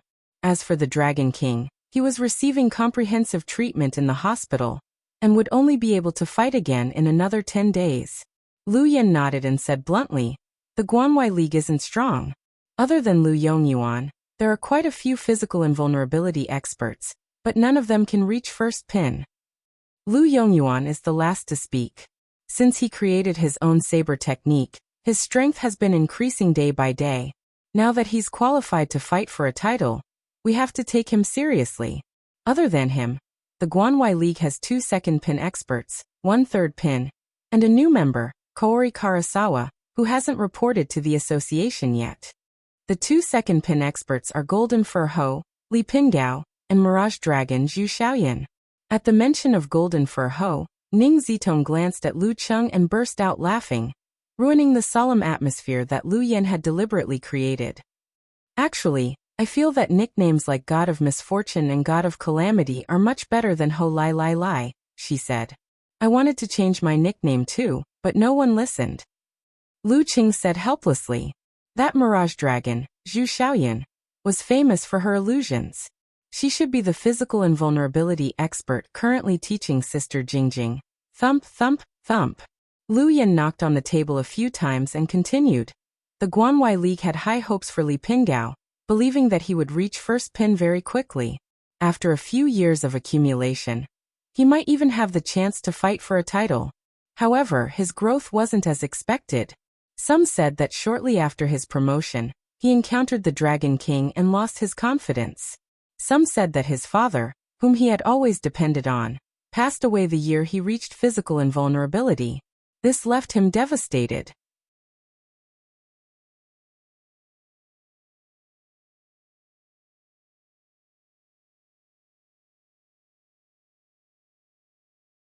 Chapter 691. Lu Qing had never expressed his opinion on people he didn't know well enough. He listened quietly as Coach Lu Yan continued. Li Pingao has the supernatural ability to metalize his body. Guanwai League also has a similar physical invulnerability martial arts. Hence, he chose this path instead of the dark sect. His speed, strength, agility, endurance, and recovery are all outstanding. His style is bold and aggressive. The nickname Golden Ho isn't just for show. Why do I feel like you're scolding me? Lu Qing covered half of his face. Ever since he reached physical invulnerability, Li Pingao has disappointed the older generation of Guanwai League experts time and time again. He's become quieter and quieter, Ning Zitong added. This reminds me of a saying. If you don't explode in silence, you die in silence. You can't underestimate him. At this point, she sighed. When the top professional competition was first established, Guanwai League was one of the top 3 powers. Every physical invulnerability expert of the older generation was a force to be reckoned with. It's a pity that after a few decades, the old are old, the young are young, and the useless are useless. Other than Lu Yongyuan, they don't have anyone else. They're always at the bottom of the rankings and might be demoted if they're not careful. To the top powers, even a physical invulnerability expert like Li Pingao is considered useless. Indeed, it's all about comparison. Lu Qing was speechless. He was glad that he had a clear goal and a firm path. Lu Yan looked at Ning Zitong, who interrupted him. He coughed and said, Guanwai League's other second pin fighter, Zhu Xiaoyan, is gifted with the power of illusion. She once defeated an inhuman with her powerful supernatural ability when she was at the 6th pin stage.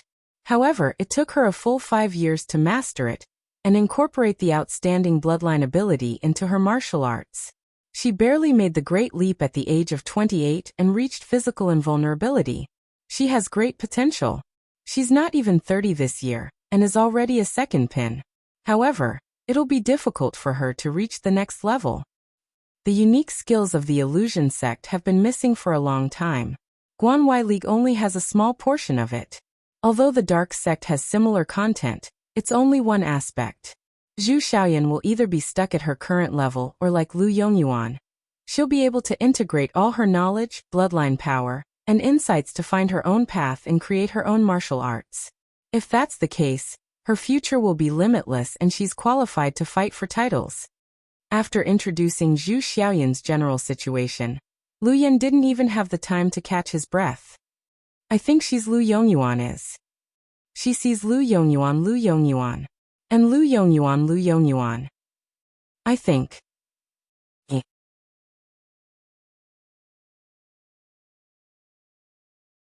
Hearing Ning Zitong mention Zhu Xiaoyan's hobbies, Lu Yan's face darkened.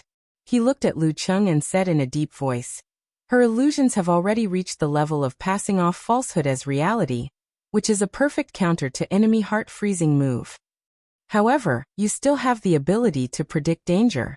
If you encounter her, your chances of winning are very high. Yeah. Lucheng nodded solemnly, but in his heart, he was wondering with great interest what kind of dark history Zhu Xiaoyan had in her hands. Seeing Lu Cheng's good attitude, Lu Yan nodded in satisfaction. The two of them, together with Lu Yongyuan, were the main force of Guanwai League last year. Third Pin Zhengshi duo was the substitute. If two or more of them were injured, the older generation mighty ones would step in.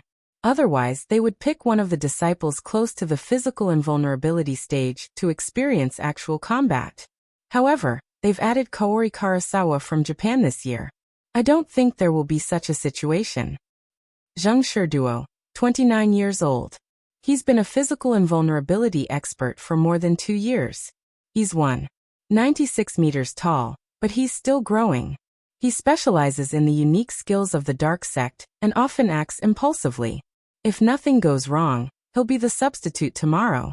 Kaori Karasawa has just made the great leap a few months ago. There's no record of her fighting at this stage. Her exact strength and standard are unknown.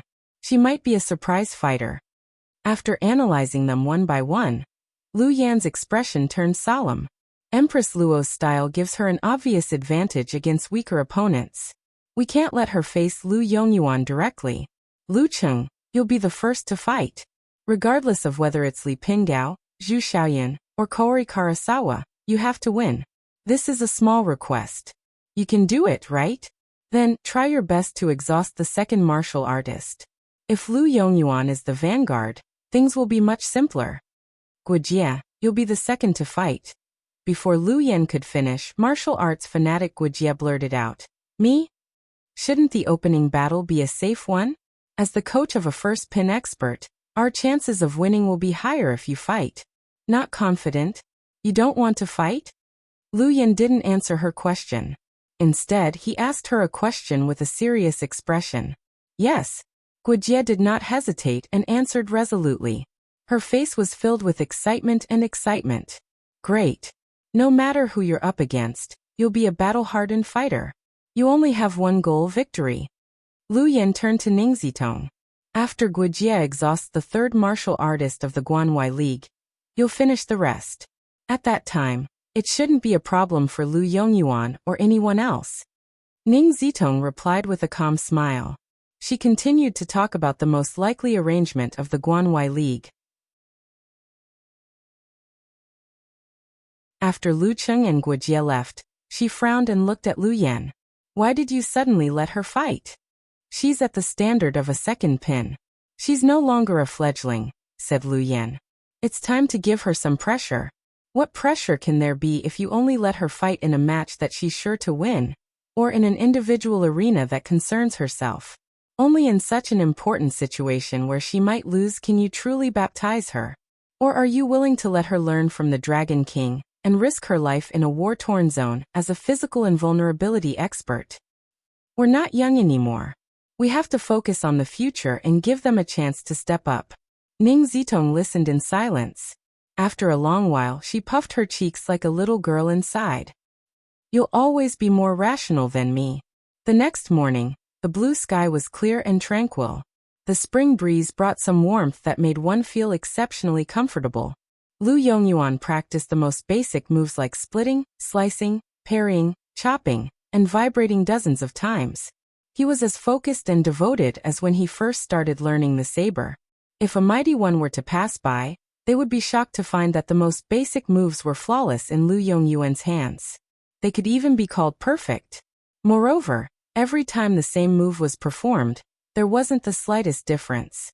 Be it the angle or the traces, it was as though he had copied them. When Lu Yongyuan displayed his saber moves, the layers of light expanded like a rolling snowball, giving off a different vibe. It was the same move, the same scene, and the same saber strike, but there were subtle differences. It was as though the moves were changing according to the time and circumstances, but they were never repeated. Without permission, Kaori Karasawa didn't dare to observe the tempering of the god-slaying saber. However, when she practiced her swordsmanship, she felt that there was a hidden charm around her that was long and profound. As there was a competition today, the physical invulnerability experts of the Guanwai League didn't train for too long. They were mainly adjusting and resting. After lunch, They boarded a luxurious minibus and headed to the outskirts of Mt. Chixia. Along the way, Lu Yongyuan closed his eyes and leaned back as though he was taking a nap. When they were about to arrive, he suddenly opened his eyes and said to Kaori Karasawa, "You have a solid foundation and have mastered the swordsmanship of the Shinjai sect. Moreover, outsiders don't know about it. This is the perfect opportunity to give Longhu a surprise." After the translator conveyed the message, Kaori Karasawa's eyes widened. "Senior, you want me to fight?" At this moment Li Pingao, Zhu Xiaoyan, and Zheng Shiduo all looked over. "Yes, catch them by surprise," Lu Yongyuan replied calmly. "You will start the game." Okay.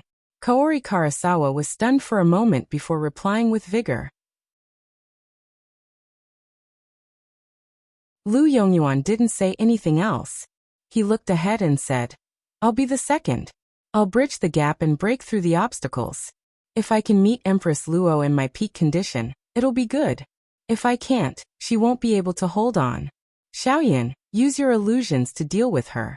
You will have a chance." "Yes." Zhu Xiaoyan's voice was deep and masculine. She was of average height with wheat-colored skin. Her facial features were elegant, and her eyes were beautiful. Zheng Shiduo didn't have any objections to this arrangement. Li Pingao, whose skin had a slight metallic luster, was even more silent. The car circled around the mountain road, and finally arrived at the parking lot. Following the passageway, Kaori Karasawa and the rest felt the dry and scorching air. They saw the crimson arena, in the middle of the road that was protruding from the depressions. Longhu Club Fiery Hell. The audience was gradually arriving and entering the glass rooms and corridors at the edge. This is the battle between the top forces of China. Kaori Karasawa took a deep breath and smelled the burning smell. Her grip on the fugu ball tightened subconsciously.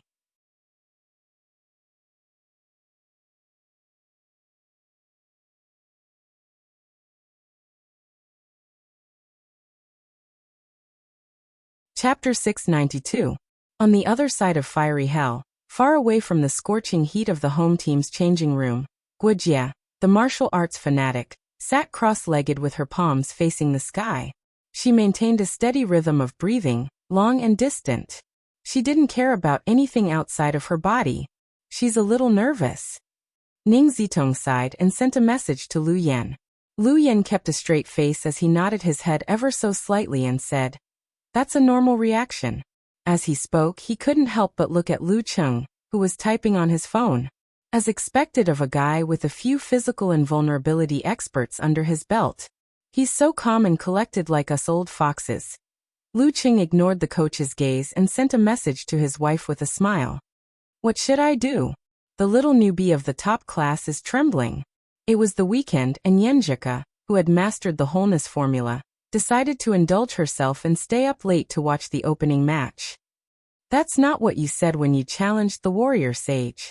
Looking up at the sky expression, mercilessly exposed his pretense. Lu Cheng replied, covering face expression. "I was too excited back then. What about now?" Rolling eyes expression, Yenjika replied.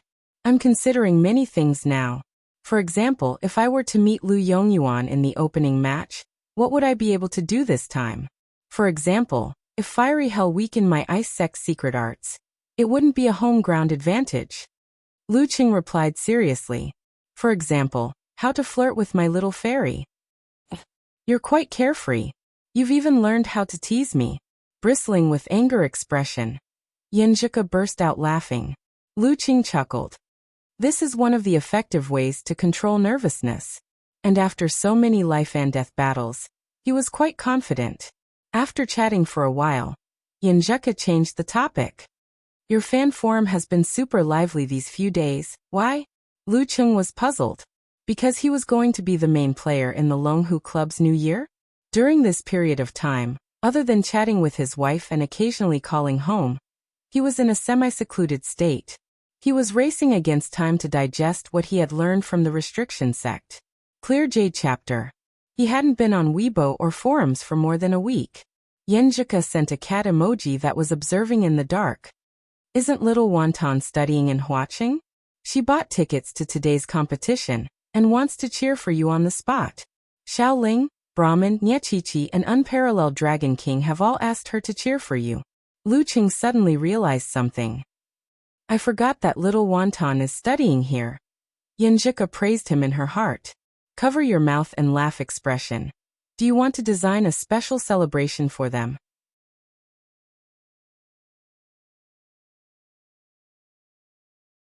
As a mighty one with physical invulnerability, keeping a low profile and paying attention to your image is the way to go, replied Lu Qing jokingly. I don't want to talk to you anymore, Uncle Chung. Yanjika replied with an emoji of indifference. Lu Qing took the opportunity to tease him. Lu Yan couldn't take it anymore. He walked over and said after some deliberation, Don't worry. It's going to start in about 10 minutes. You're the first one, so it's best to adjust your condition. I planned to do it when there were only 10 minutes left. Lu Qing gave a hollow laugh and said, All right. After answering, he immediately lowered his head and complained tearfully to his wife. I was despised by the coach. I have to focus on preparing for the competition. Haha, I'll seriously despise you for 5 minutes too, replied Yanjika without any sympathy. Keeping his phone, Lu Qing stood up leisurely. First, he moved his neck left and right. Then he slowly executed a set of moves. His movements were relaxed and his rhythm was sluggish, like an old man doing morning exercises. However, each of his punches and kicks were full of charm, giving people a continuous and natural feeling of transcendence. After completing a set of moves, Lu Cheng's thoughts settled, and his ice heart formed. The qi and blood in his body were like a melting river, flowing gradually and converging into a flood. This kid is a little different after comprehending the Clear Jade chapter. Ning Zitong watched thoughtfully. She sent a telepathic message to Lu Yan and sighed. Lu Yan replied without a change in his expression.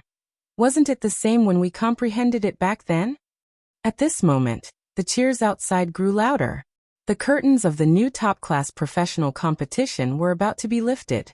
After a while, Lu Yan looked at Guijie, who had opened her eyes, and Lu Cheng, who had finished adjusting his condition. With his hands behind his back, he walked out of the changing room. Let's go. Unlike usual, this was the opening match. There was a short ceremony between the two fighters. Lu Cheng flicked his navy blue martial arts suit, and followed behind Lu Yan to the arena. The ground beneath his feet was erupting with fire. The cheers of Longhu shook the mountain. Looking around, he saw the petite little wonton. Wearing a pair of orange-rimmed glasses, she was still in the prime of her youth. When she saw Lu Cheng coming, she waved her hands excitedly, completely forgetting the advice of her channel mates.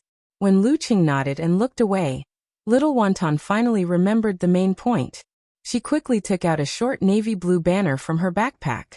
Pulling it apart with both hands, she raised it above her head. There was no name on it, only a few big words. We'll be here if you're here. Glancing at it from the corner of his eye, Lu Cheng suddenly remembered the support from last year.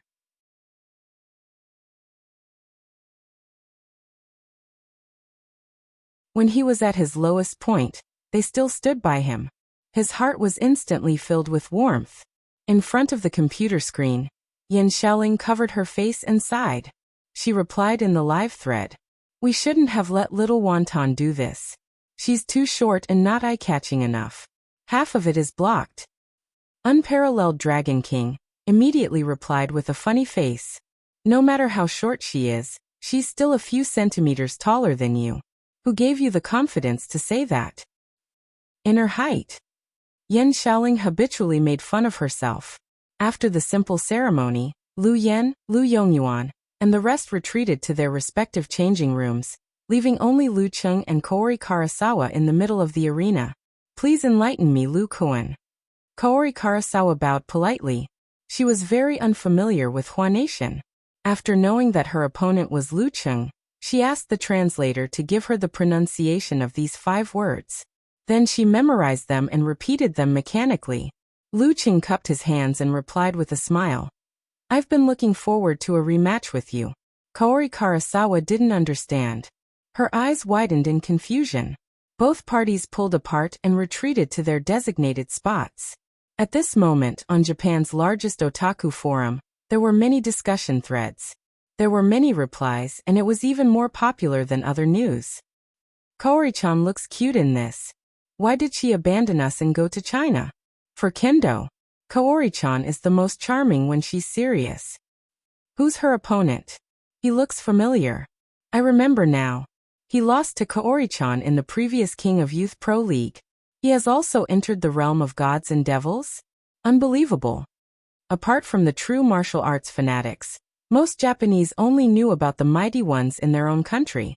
They weren't interested or free to know who had reached the physical invulnerability stage in another country. This was the norm in all countries. In the eyes of those who paid attention to this matter, every physical invulnerability mighty one was famous. However, if you were to ask an ordinary person from another country, they would only reply with a puzzled expression. Who is he? Seeing that most people didn't know much about Lu Cheng, an enthusiast stepped forward to explain. Don't underestimate him. Back then, he overtook the champion of the King of Youth Pro League by half a step. He was weak before because he started training late and didn't have the time to become stronger. This is a true mighty one, from the heart to the body. If Kaori-chan doesn't improve beyond expectations, the chances of her losing this match are higher. After reading the explanation, many people replied, he doesn't look like one. Idiot. It's because of the TV broadcast. It can't show that kind of temperament. I want Kaori-chan to win, but I also want to see her teary face. What a contradiction. Pervert.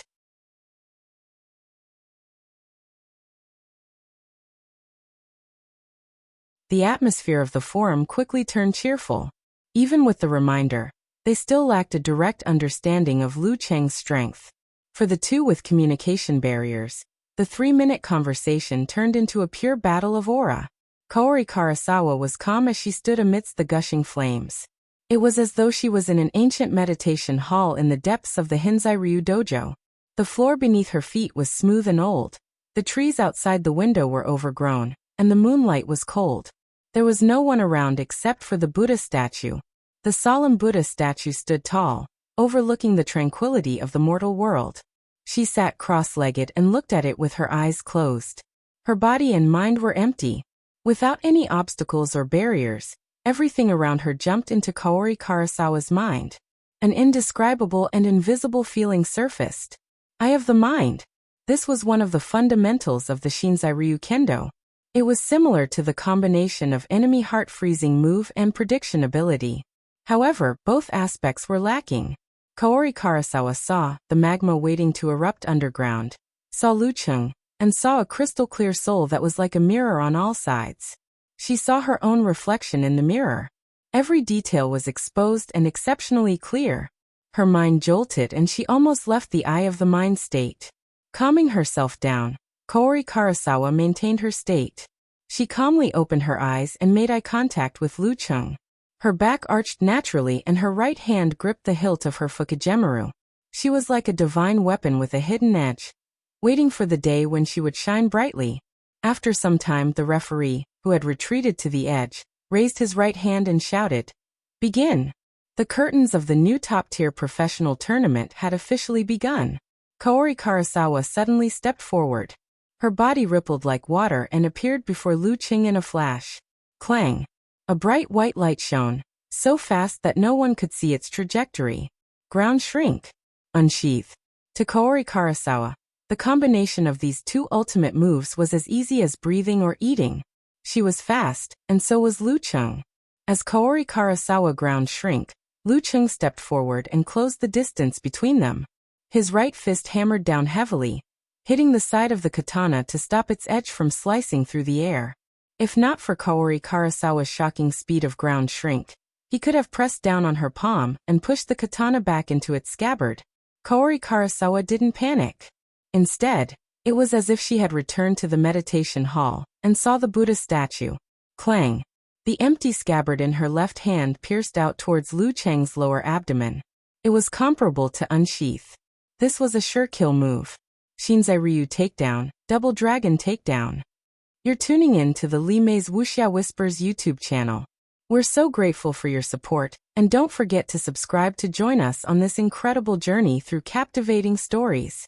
Your generosity through donations truly makes a world of difference, as it's the primary source of revenue that allows me to expand and enhance this channel for you. Thank you from the bottom of my heart for being a part of this adventure.